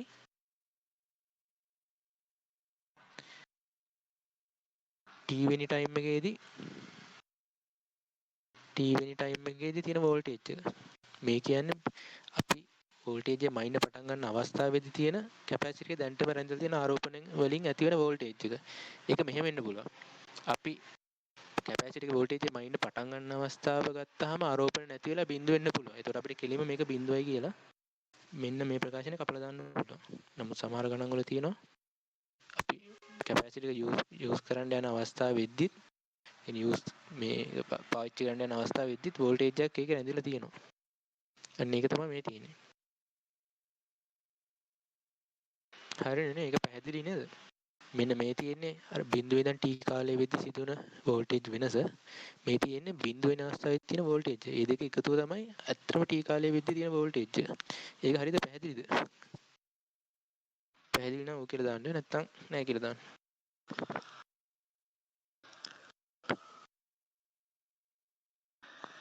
අවකලනයේදී ඕක වැඩක් නෑ. අවකලනයේ තියෙන මේ ධාරාවනේ. ඒතකොට ධාරාව කියන එක අපිට පිටිපස්සේ නම් මැනගෙන එන්න ඕනේ නෑනේ. බිඳුව වෙන අවස්ථාවේදී කීයද කියන එක මැනගෙන ඉන්න ඕනේ නෑනේ. මොකද උතන ප්‍රධානම එක වෝල්ටේජ් එක. ආරෝපණ රැඳෙන්න වෝල්ටේජ් එක තමයි වෙනස් වෙන්නේ. ඒත් වෝල්ටේජ් එක කියන එක ඍණානන්තේ ඉඳන් අපි සලකන ලද කාලය වෙනකම් වෙනස් වෙන්න පුළුවන්. නමුත් ධාරාව කියන එක අපි සලකන ලද අවස්ථාවේදී වෙනස් වුණාම වෙනස් වෙන එක විතරනේ අපිට ඕනේ. ඒ කියන්නේ dB බෙදීම dt නේ. එතකොට dB බෙදීම dt බිඳු වුණ ගම ධාරාව බිඳු වෙනවනේ. හරි. එතකොට ඔක සමීකරණ මේ දෙක මත තියාගන්න.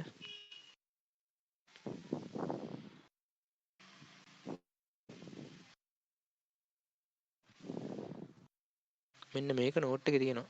මෙන්න මේක මත තියාගන්න. අනුකලනය කරාම මෙන්න මේ පදේ දාන්න ඕනේ අනිවාර්යෙන්.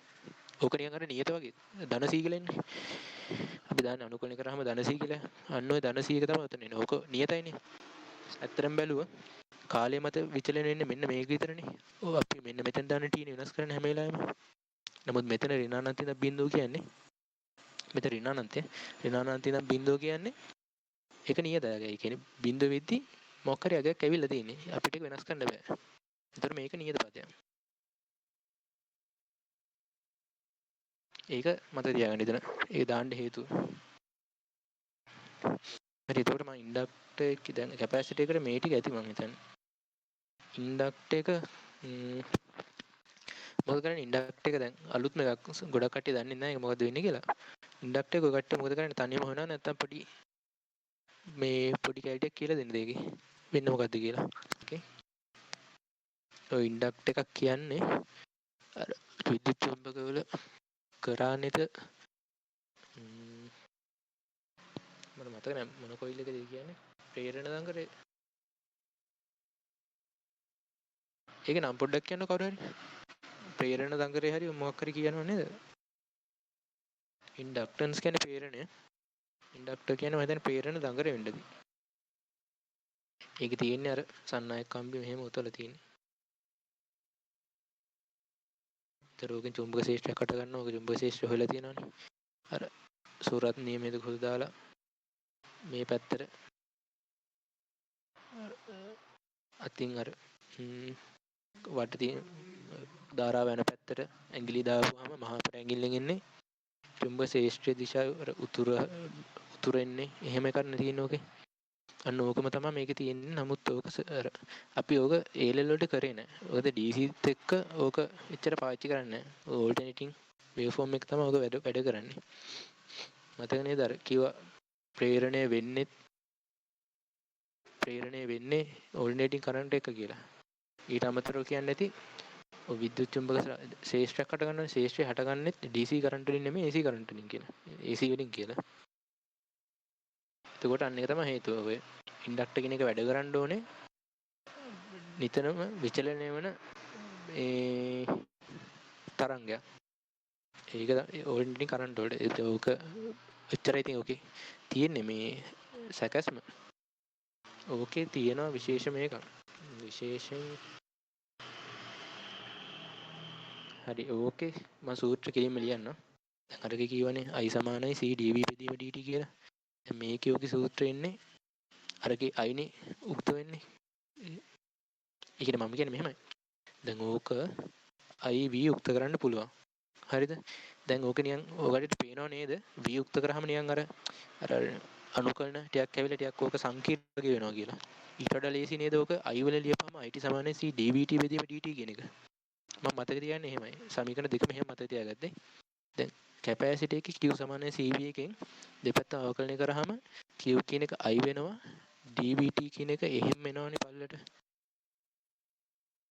හරිද? දැන් මේකෙ වෙන්නේ v කියන එක එහෙම්ම තියෙනවා it කියන එක dv dit බෙදීම dt කියන පාර්ට් එක එනවා. මේකෙ වෙන්නේ iv මාරු වෙනවා. එතකොට මේකේ සූත්‍රය එන්නේ කැපැසිටි එකේ අනිත් එක. ඒක ලියලා බැලුවොත් මේකේ vt නේ. vt සමානයි d it බෙදීම dt. එතකොට දැන් අරකේ c නේ දැම්මේ. ධාරිතාවේ මේක දාන්න L කියන එක. ඉන්ඩක්ටන්ස් එක. ඉන්ඩක්ටන්ස් කියන්නේ ප්‍රේරණය. ප්‍රේරණයට අදාළ නියතයක් ඔය. ඕක මම හිතන්නේ ඔය කට්ටියට ව්‍යුත්පන්න කරන්න පුළුවන් ඔය. ඒ කියන්නේ කට්ටියට මතක ඇතිනේ ඔය චුම්බක ක්ෂේත්‍ර ගණන් කරද්දී ඒ ලෙවල් වල කියවනේ ඔය චුම්බක ක්ෂේත්‍ර තීව්‍රතාවයේ B සමාන B අනුලෝම වෙනවා. නෑ සෝරි. මෙහෙම ගමු. විද්‍යුත් චුම්බක ප්‍රේරණයේදී කිව්වා ප්‍රේරණය වෙන විද්‍යුත්ගාමක බලය මේ ශ්‍රාව්‍ය වෙනස් වීමේ ශීඝ්‍රතාවයට අනුලෝමව සමානුපාතිකයි කියලා මතකයිනේ.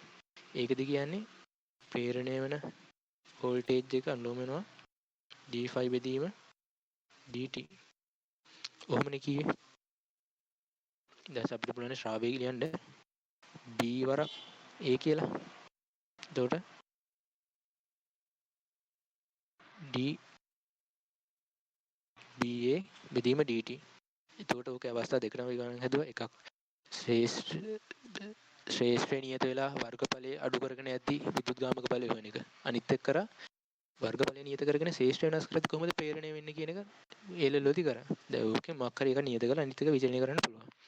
දැන් ඔතනදී සමීකරණයක් කරනනේ v අනුලෝමයි අලෝම වෙනවා. අපි මෙහෙම ගමු. b වෙනස් වෙන. මොකද දැන් ඔය ප්‍රේරණ දඟරේ කියපාම දඟරේ වර්ගඵලය කියන එක වෙනස් වෙන්නේ නැහනේ.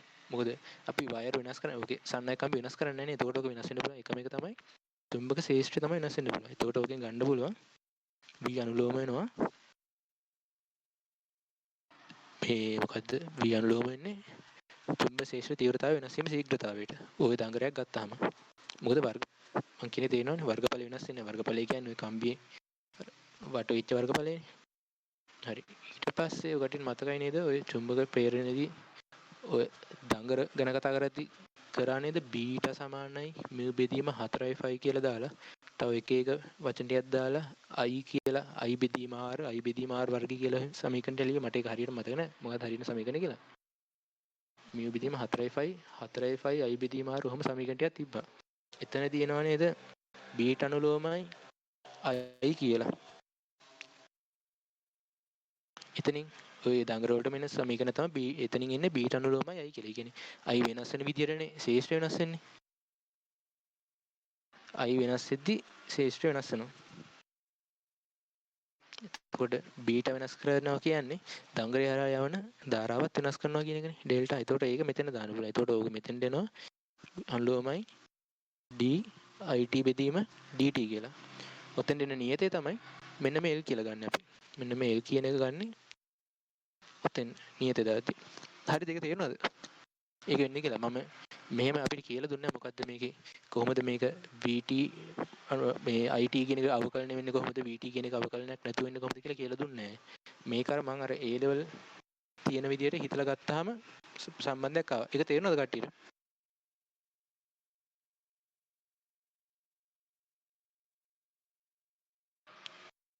ඒක තේරුණාද? හරි එතකොට ඕකෙත් දැන් ඕකේ v යුක්ත වෙලා තියෙන්නේ. ඕකේ අයුක්ත කරද්දි අරකම තමයි. ඒකෙදි එන්නේ අර සමීකරණයම මේ vi කියන දෙක මාරු කරන්න තියෙන එච්චරයි. එතකොට ඔක එන්නේ v නම් මේක v නේ තියෙන්නේ. it සමානයි අනුකල බිඳු ඉඳන් t දක්වා vt dt ධන ඍණ අනන්තයේ ඉඳන් බිඳුව දක්වා අනුකලනය කරපුවම vt dt. අර සමීකරණයම vi මාරු ගන්න තියෙන්නේ. ඔයාලා ලේසියට මතක තියාගන්න අර අවකලනිත සමීකරණ මතක තියාගන්න. එතකොට කැපැසිටර් එකේ b අවකලනය වෙනවා නම් ඉන්ඩක්ටර් එකේ අවකලනය වෙන්නේ i කියන එක අවකලනය වෙන්නේ. ඒක තමයි මතක තියාගන්න එක.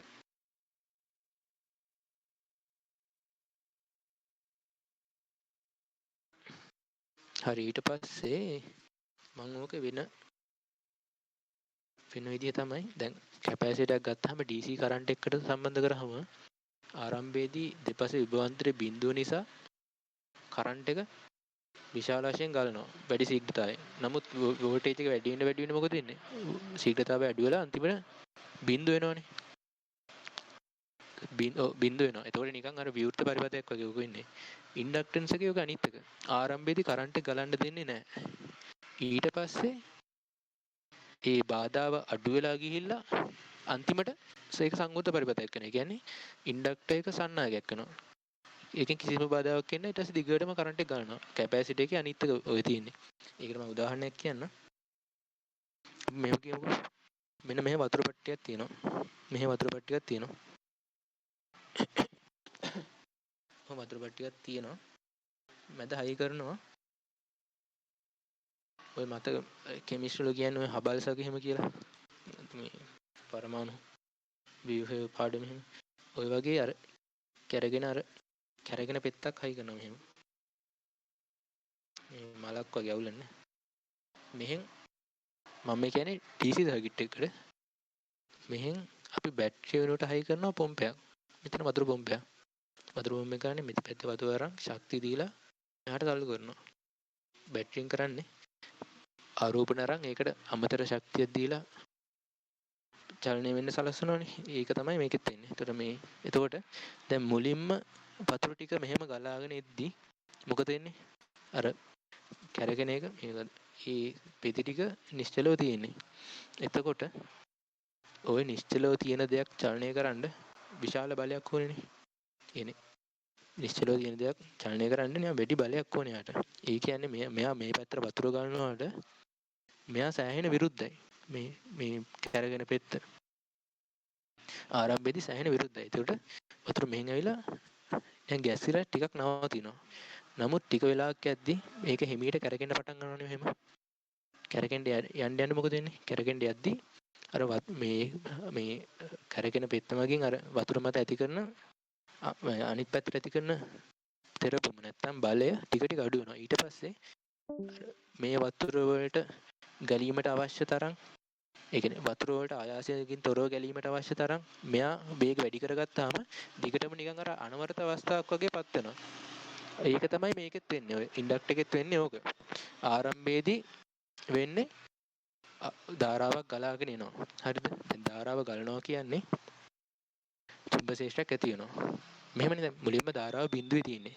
මුලින්ම පරිපථය මේ විවෘතයි. දැන් ඒක සංවෘත කරපු ගමන් අනියන් අර නැතුව තිබිලා එකපාරටම හම්බ වෙනවනේ කරන්ට් එක. ඒ කියන්නේ ෂෙනිකව කරන්ට් එක වැඩි වෙනවා. ෂෙනිකව කරන්ට් එක වැඩි වෙන නිසා ඕක අර පේරෙන දඟරේ හරහා යද්දි මොකද වෙන්නේ? ෂෙනිකව චුම්බක ශේෂ්ත්‍රය ඉක්මනට වැඩි වෙනවා. චුම්බක ශේෂ්ත්‍රය ඉක්මනට වැඩි වෙනවා කියන්නේ ඇතිවන අර ප්‍රතිවිද්‍යුත්ගාමක බලයක් විශාලකයක් ගන්නවා. එතකොට ප්‍රතිවිද්‍යුත්ගාමක බලය තියෙන්නේ අර ධාරාව ගන්න පැත්තට විරුද්ධ පැත්තනේ අර ලෙන්ස් නේමින් කියන්නේ ඒකනේ. එතකොට ආරම්භයේදී තමයි වැඩිම බලයක් ඇති වෙන්නේ වැඩිම මේ වෝල්ටේජ් එක ඇති වෙන්නේ ආරම්භයේදී. ඊට පස්සේ මොකද වෙන්නේ? ටික ටික යන්න දැන් කරන්ට් එක ගලන කරන්ට් එක වෙනස් වීම ශීඝ්‍රතාවය අඩු වෙනවනේ. මොකද ආරම්භයේදී බිඳු තිබිලා වැඩි වෙන එකයි ටික ටික යන්න මේක වැඩි වෙන ප්‍රමාණය වෙනස් වෙනවනේ. දැන් ඔහොම යද්දි අන්තිමට මොකද වෙන්නේ? ඊට පස්සේ අර හොඳම අවස්ථාව කියන්නේ ඔය ඉන්ඩක්ටර් එක සන්නායක කියලා හිතුවත් යන කරන්ට් එකනේ එන්න පුළුවන් උපරිම අවස්ථාව. ඊට එහා කරන්ට් එක යන්න බෑනේ. ඔන්න ඔය අවස්ථාවට ආපු ගමන් මොකද වෙන්නේ? තවදුරටත් කරන්ට් එක වෙනස් වෙන්නේ නැහැ. ඒ කියන්නේ අර විද්‍යුත්ගාමයද ප්‍රේරිත විද්‍යුත්ගාමක බලයක් ඇති වෙන්නේ නැහැ. ඒතර බැටරි වෝල්ටේජ් එකට ප්‍රශ්නකින් තොරව අර අනිත් පැත්තට වෝල්ටේජ් එකක් ඇති වෙන්නේ නැති නිසා අර ධාරාව කෙලින්ම යනවා සන්නායකයක් මැදින් යනවා වගේ තමයි ඒ කියන්නේ. මේක මෙන්න මේ කැරකෙන බඹරේට සමානයි ඉතින්. ඒක තේරුණාද? මේකෙන් හිතන්න මොකක්ද වෙන්නේ කියලා. මේ කැරකෙන බඹරේ. ඔයාලට මතකයිනේ අර ඒ ලෙවල්දී කරා මෝටරයක් කරගෙන දාද්දි ටික වෙලාවක වෝල්ටේජ් එක අඩු වෙනවා කියලා. ඒ හේතුව තමයි අර බැටරියෙන් ඇති වෙන වෝල්ටේජ් එකට ප්‍රතිවිරුද්ධව වෝල්ටේජ් එකක් ප්‍රේරණය වෙනවා මෝටරෙන්. ඒක තේරුණාද? මම මේක දවස් 3කට කරන්න. මොකද අද කරපු ටික කට්ටිය මතක තියාගන්නත් එපා. එක දිගට ගොඩක් කරගෙන ගියාම ගණන් හදන ටිකයි පාඩම් කරන ටිකයි සෝයි ටික අමතක වෙනවා ඊට පස්සේ. වැඩි වෙන ලෝඩ් එක. ලබන සතියේ තියෙන ඉම්පීඩන්ස් ඇඩ්මිටන්ස් එකයි එතන ඉඳන් පවර් ෆැක්ටර් කියලා එතන 5.7. ඒකට 5.3 ඉඳන් 5.7 එක ගාවට එනකම් ලබන සතිය කරන්න. ලබන සතිය ටිකක් මේ ලොකු පාඩ එකක් තියෙනවා. ඊට පස්සේ අන්තිම සතිය පුළුවන් පවර් ෆැක්ටර් එක ඉවර කරන්න. ඒකේ පොඩි ටිකක් තියෙනවා. හැබැයි තේරුම් ගන්න තියෙනවා ඒක සෑහෙන්න.